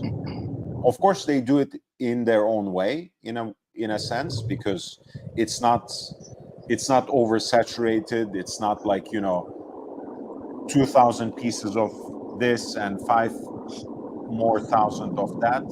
It's more implicit and shorter production periods where you might come up with another variation at the end of that first year, or it might completely disappear or transform into something else, as it happened in Le Mans, where it's now yellow gold, which then, of course, already instigates, hey, how long is this going to stay in the lineup? So that has a hype built into it, even though initially, of course, it trades for less than the white gold, which is already discontinued. So it's a pretty nice strategy, actually. As much as I hate that kind of manipulation, I have to commend it when it's done in a calculated way. Let's put it this way. Yes, and then they might even discover that there is an Everose metal and produce it in Everose as well, and that eventually will depreciate Platinum. the price of platinum, and then we go on from there. So the Le Mans, which was supposed to be for 1 year anniversary, the 100-year anniversary, right? It is being now produced for 4 consecutive years. And that will have an impact on the first one, which was the white gold. And I think this strategies as they go along. I don't think this is a part of a grand strategy. I believe that they came up with it quite recently. Let's produce a yellow gold one. And I think they will do after that another iteration in another precious metal, Everose, and either they will sit at that and wait, or they will do even a platinum one, Why not? and call it a day. 4 years is good, but then I believe the caliber, because it is a 24-hour caliber, will have to move into a more kind of day-to-day line for the rest of the Daytona, right? So the Daytona could shift from 12 to 24, and now it's being tested in the wider market. They did have some mechanical predictable complications with the 24 hours, but that is something not a lot of people have discussed. And the problem Well, is I that mean, nobody has that's seen the watch, and so they cannot discuss it. And nobody, where's the watch? We have one person in the community that has made so many iterations and videos of the watch that I've become sick and tired of watching it. why are you watching it So in the first place? it appears, it pops up. So what? I mean, The AI on my anything, phone brings it up, and I anything can. cancel it. Yeah, anything can pop up. I mean, I never watch videos just because they pop up in my feed. But anyway, I have a particular disliking to that person, so I don't care for anything that they do. And honestly, whatever videos they produce is usually the most boring and irritating at the same time. So I never click. No, after a certain point, yes, after a certain point, it becomes sickening and disgusting, and again and again and again and again, and it's just Fine. okay. I mean, it's also that's how they operate, and it's fine. Yeah, It doesn't get them and anywhere. it's an insecurity complex. It's the more you show it. Okay, you showed it once. Let's be proud. Let's talk about it. Among many other things. I think Among many other things. That's right. That's right. I wish that were his only problem, because you have that kind of collector in spades. But I think he has more serious problems. But let's not get into that. Yeah. No, I was, of course. So that is with the Daytona line. I mean, the date. What can I say? Okay, fine. They produced the white gold, and then the off-catalog pieces and whatnot, and I like the new dial, which is the brushed off blue and the green and the Everose in black and all of that. That's fine. But again, it goes into the line of let's spend another 40,000 because that's the new normal, right? I mean, and the market will, continues to play on that theme. Another iteration that never happened was the discontinuation of the Oyster Perpetual. That surprised everybody. Every gray marketeer wanted to see that seized from the production line, but of course, Rolex doesn't really care what they say or what the market thinks.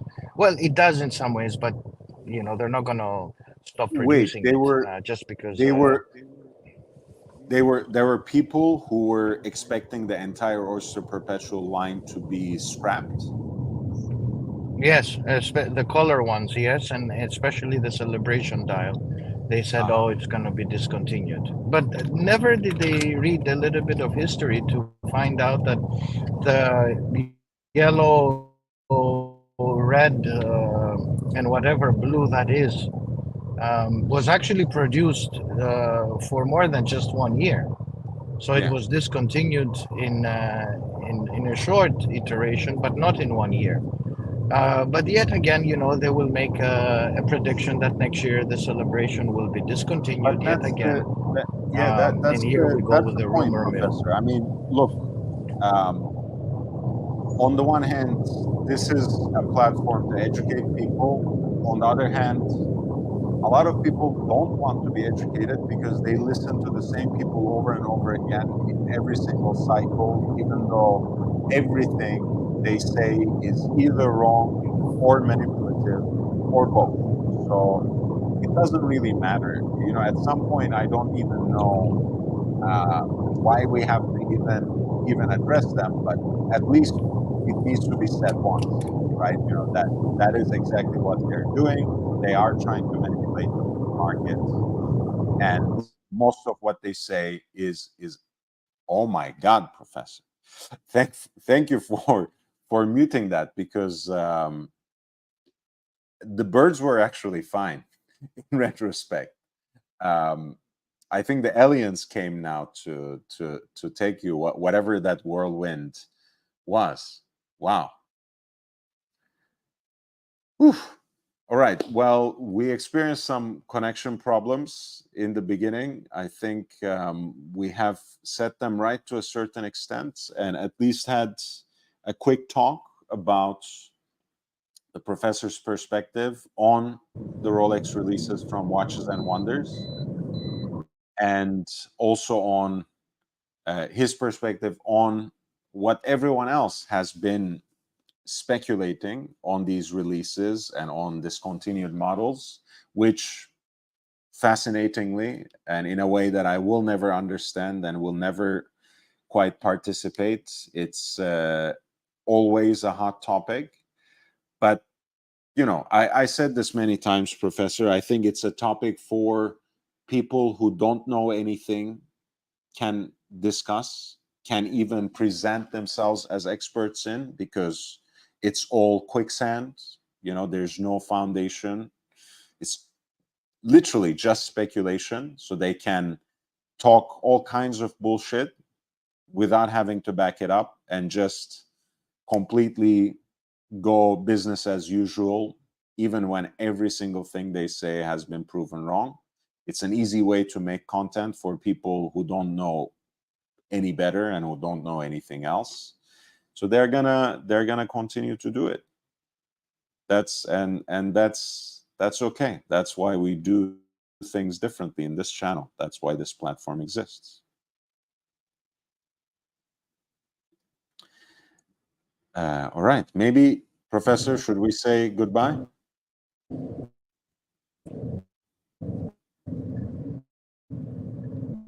Can you say goodbye? It cuts off. Goodbye. Seemingly. Yeah. Goodbye to everybody. Thank you, everybody. To Thanks for everyone. tuning in. Thank you. Please don't forget to hit the like button before you sign off. Please don't forget to leave a comment if you can after the live stream is over. I'm so grateful for your support of the channel, especially Bezos and Jake Brooks, who have generously contributed tonight, and everyone else for having interacted in the chat, and for Alireza as well, who jumped on the panel. Definitely. Hello to Ali. Again, if you want to support the channel, of course, YouTube has a lot of options. There is an ever expanding